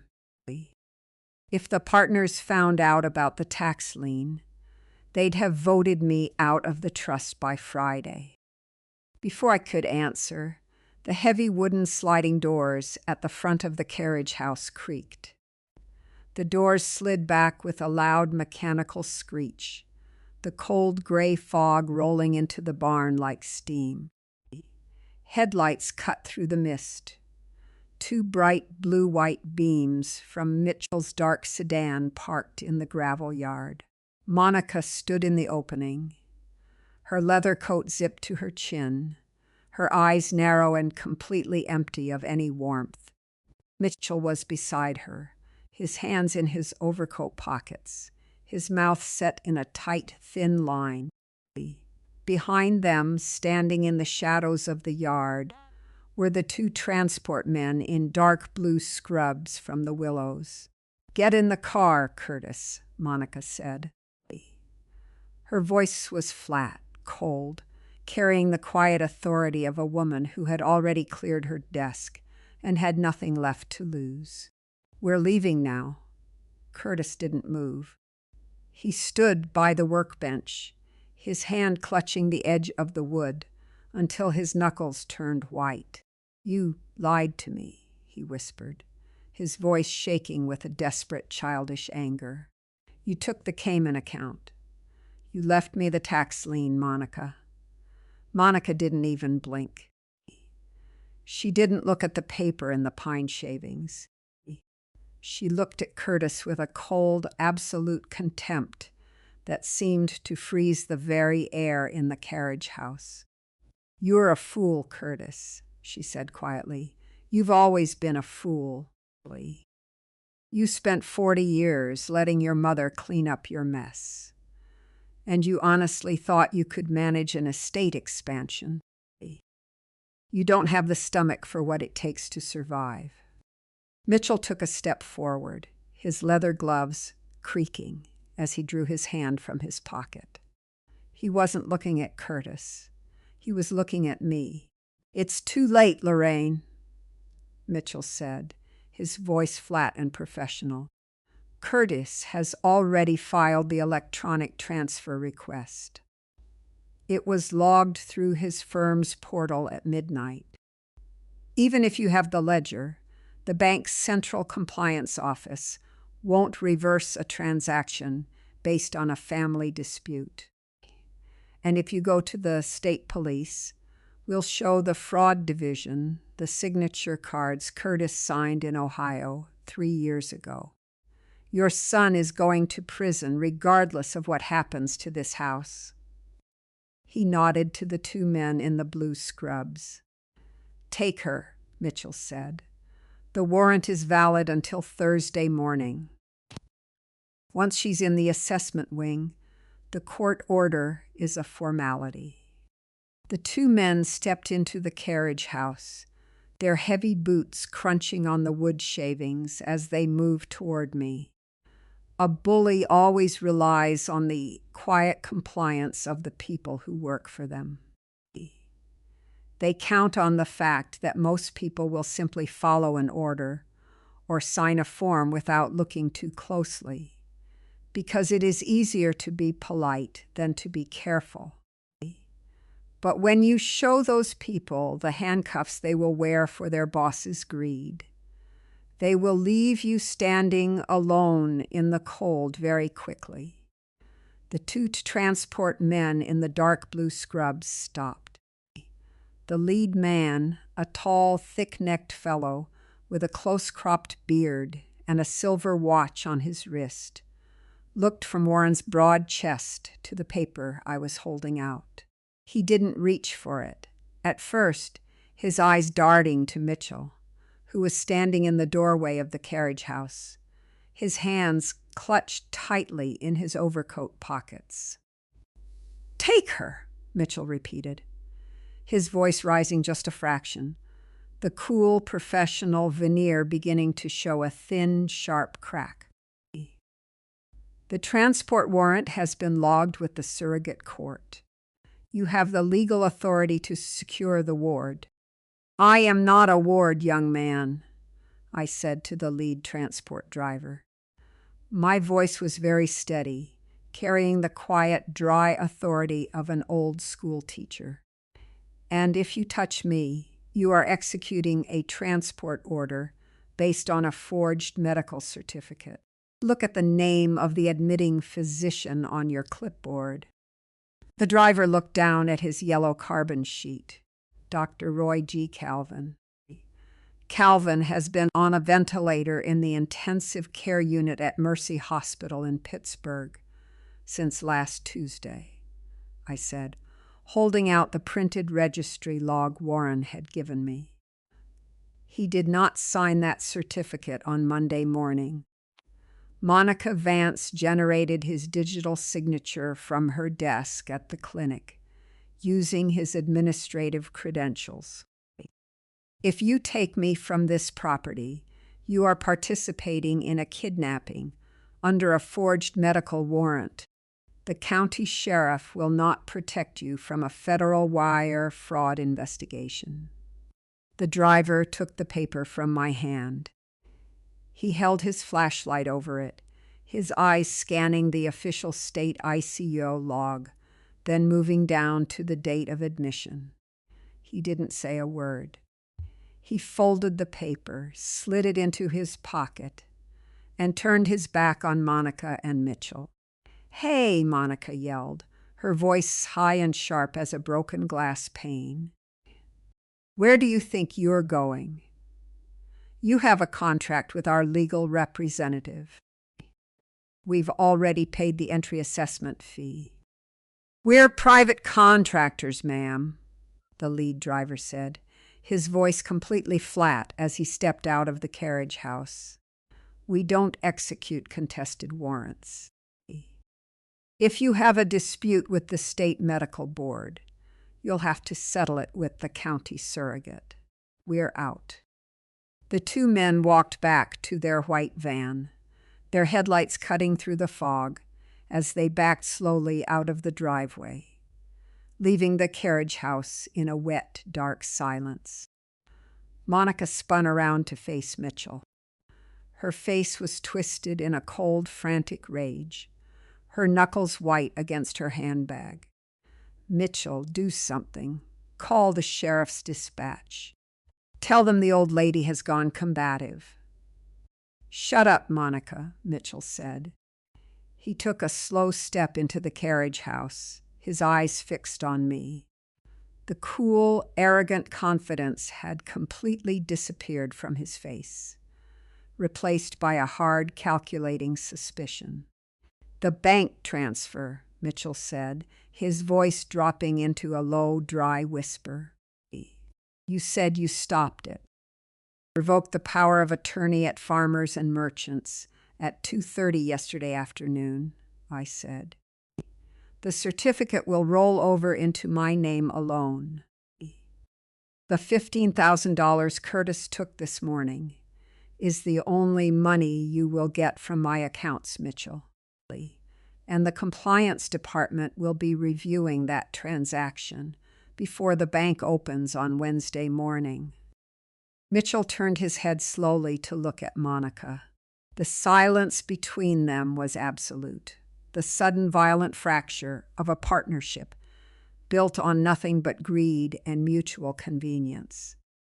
Mitchell had been willing to use his firm's resources to secure the Elm Lane property because he believed Monica had the assets locked down.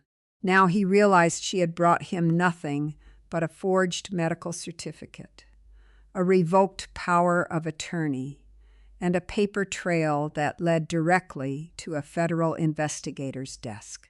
"You told me the deed was in the house," Mitchell said, his voice flat, completely empty of any warmth. "You told me the Poe was cleared by the surrogate's office."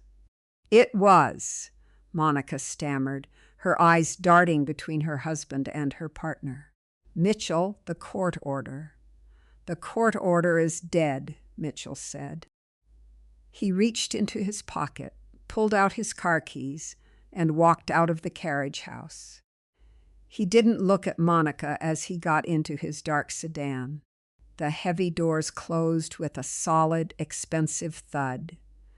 The engine purred to life, and the red taillights disappeared down the gravel road, leaving Monica standing alone in the cold gray fog. Curtis stood by the workbench, his head down, his broad shoulders shaking as he sobbed in the dark. He looked at his wife, his mouth opening as if he wanted to speak, but no sound came out. Monica didn't look at him. She didn't look at Warren. She stood in the damp air of the yard, her hair wet with the fog, her leather coat looking dark and heavy. She was a venomous woman, But she was not a stupid one. She realized she had lost her job, her portion of the land deal, and her standing in the clinic. She looked at me, a slow, terrifying smile spreading across her pale lips. The smile of a woman who has watched her own house burn down and has decided to make sure everyone else burns with her. "You think you've won, Lorraine," she whispered, her voice dropping into a low, dry hiss. "You think because you stopped the bank transfer that you're safe in this house?" She reached into her handbag, pulled out a folded blue document, and threw it onto the pine shavings at my feet, right next to the ledger. "Curtis didn't just sign the title request, Lorraine," she said. "He signed a personal promissory note to Mitchell's private holding company 3 months ago, using this property as collateral for a private loan of $100,000. He needed the cash to pay off his first quarter state tax penalty, so his partners wouldn't kick him out of the firm." She leaned in, her eyes wide, glittering in the penlight's yellow beam. "Mitchell didn't keep that note, Lorraine," Monica said, her voice dripping with a cold, triumphant malice. "He sold it to a commercial debt acquisition firm in the city last Friday. They don't need a surrogate judge to evict you. They have a secured, defaulted lien on the deed. They're coming to execute the foreclosure on Friday morning at 9. She turned her eyes to Curtis, her mouth twisting in contempt. "He traded your house 3 months ago, Lorraine, and he didn't even have the decency to tell you.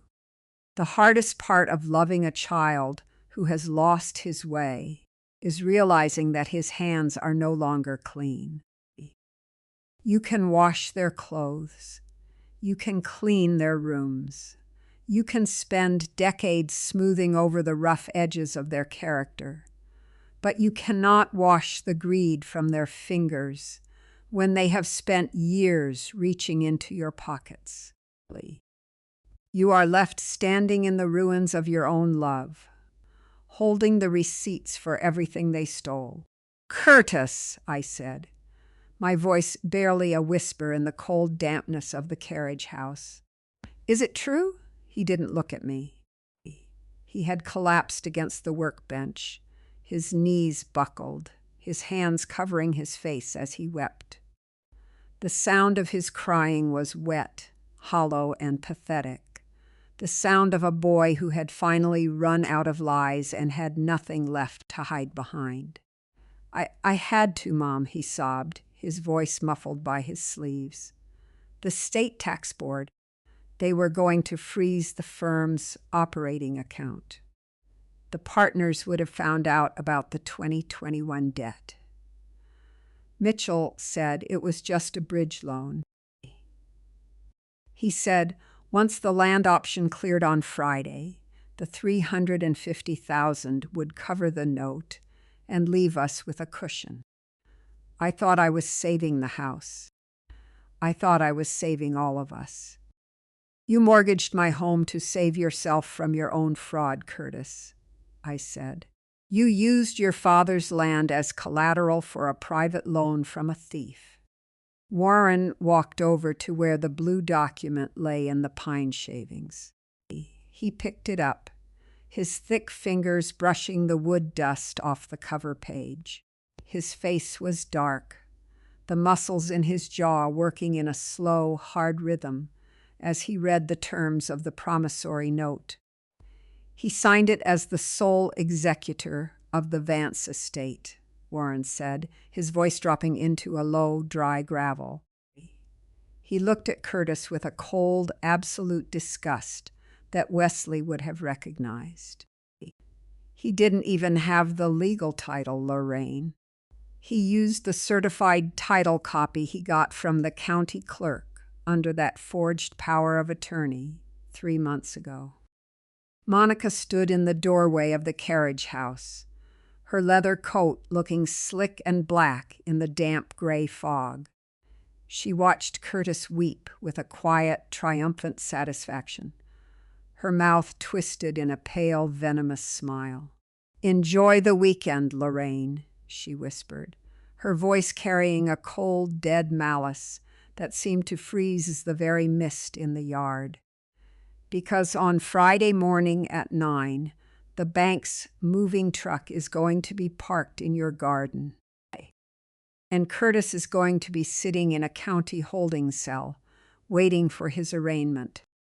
She turned on her heel and walked away.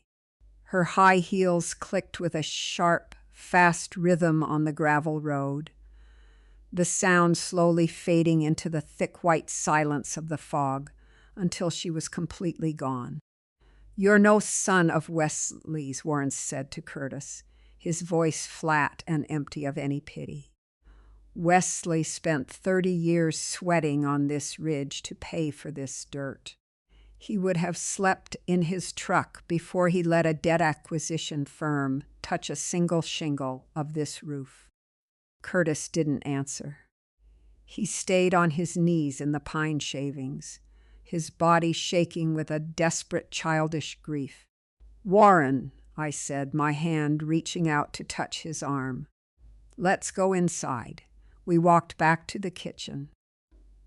The house was freezing, the air smelling of old wood, and the cold vanilla tea we had left on the counter. Warren turned on the small burner under the copper kettle, while I sat at the table and opened my canvas tote bag. I pulled out the yellow manila envelope Wesley had left in the safety deposit box in Pennsylvania.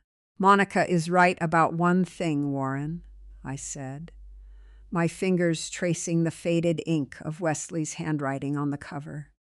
"Mitchell's firm sold the promissory note. The commercial collection agency doesn't care about our family disputes. They have a registered, defaulted lien against the deed on Elm Lane. Under the state property codes, they can execute a summary foreclosure if the executor of the estate doesn't file a formal contest before the sale date." "But Curtis wasn't the executor, Lorraine," Warren said, sitting down opposite me. "He didn't have the legal right to sign that collateral agreement 3 months ago.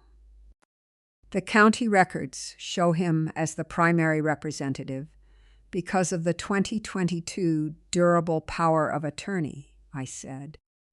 "The bank in town accepted the filing.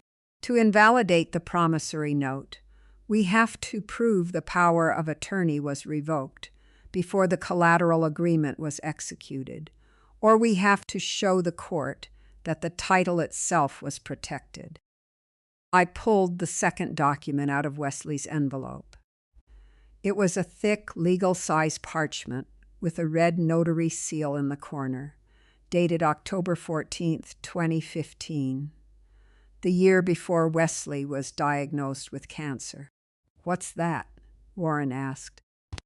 "It's a life estate deed," I said, my voice quiet, carrying the slow, steady strength of a woman who had been preparing for this day for 10 years.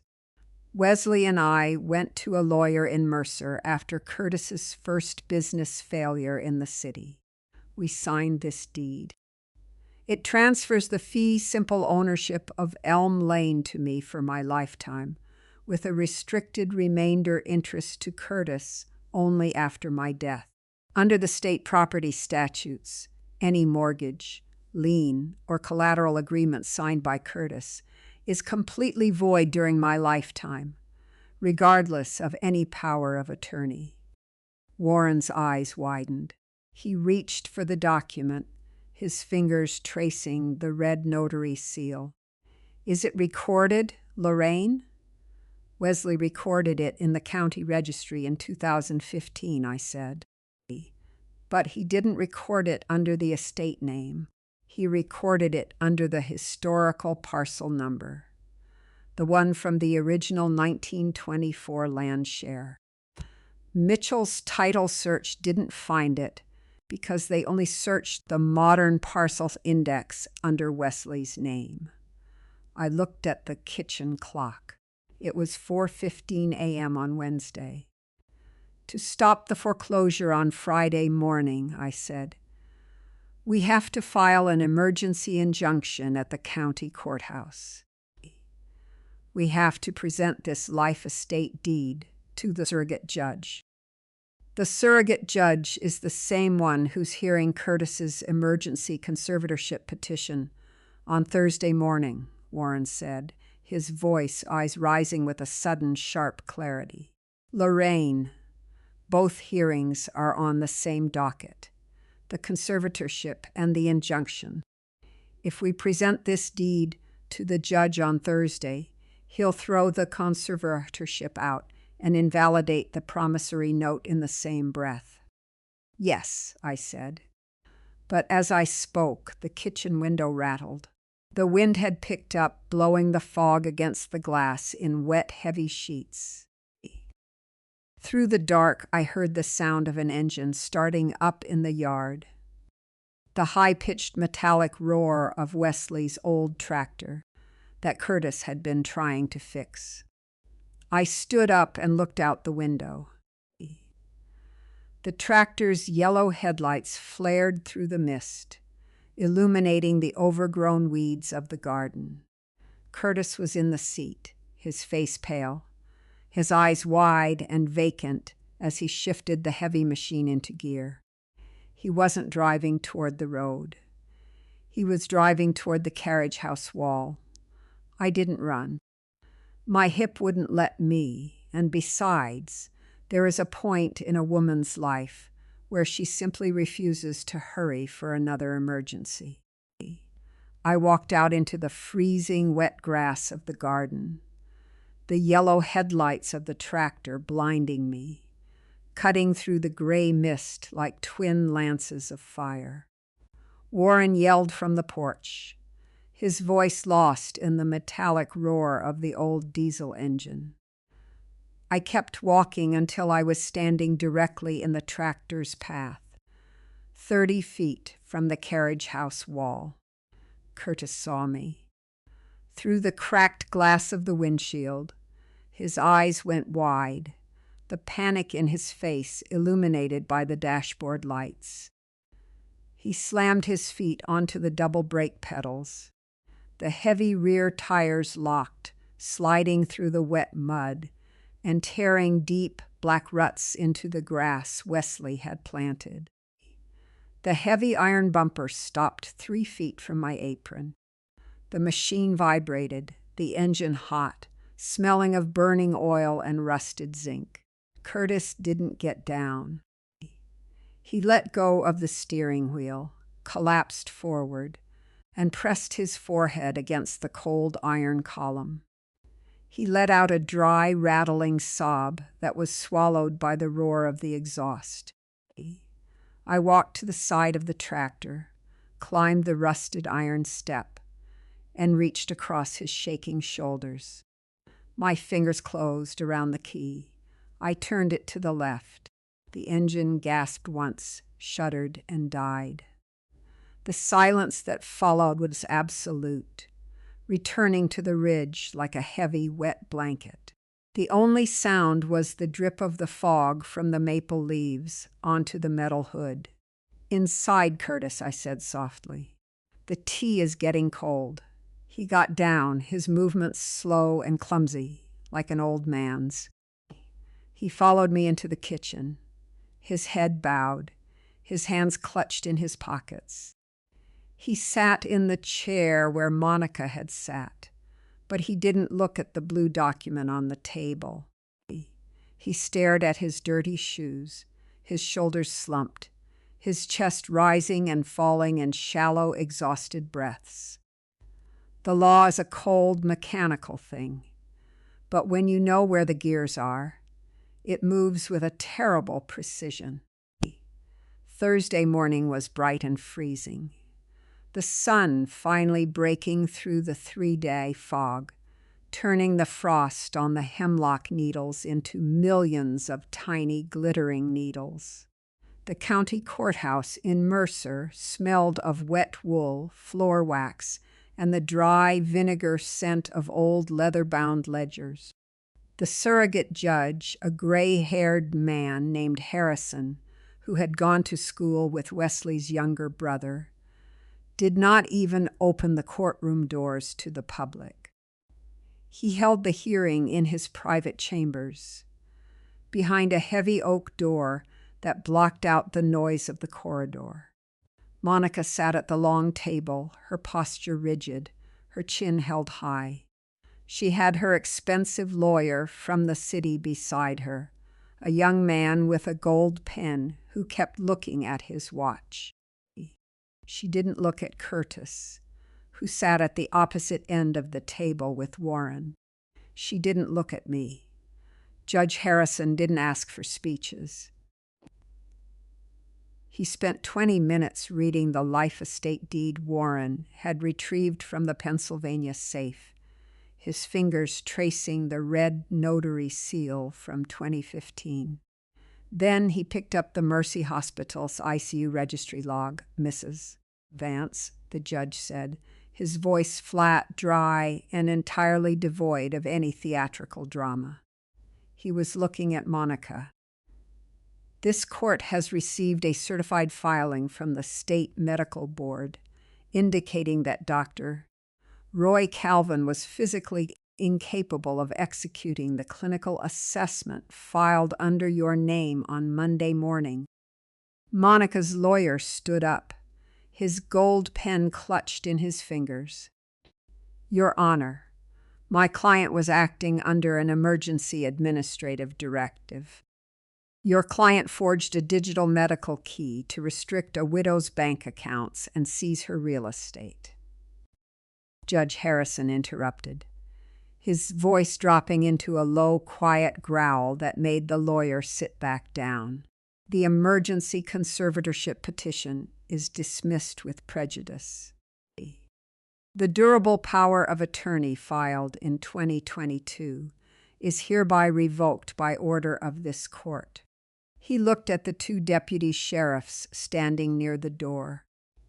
Bailiff, the judge said, please escort Mrs. Monica Vance to the county clerk's office. There are 2 investigators from the state attorney's fraud division waiting for her signature on a deposition. Monica stood up. She didn't scream. She didn't look at Curtis.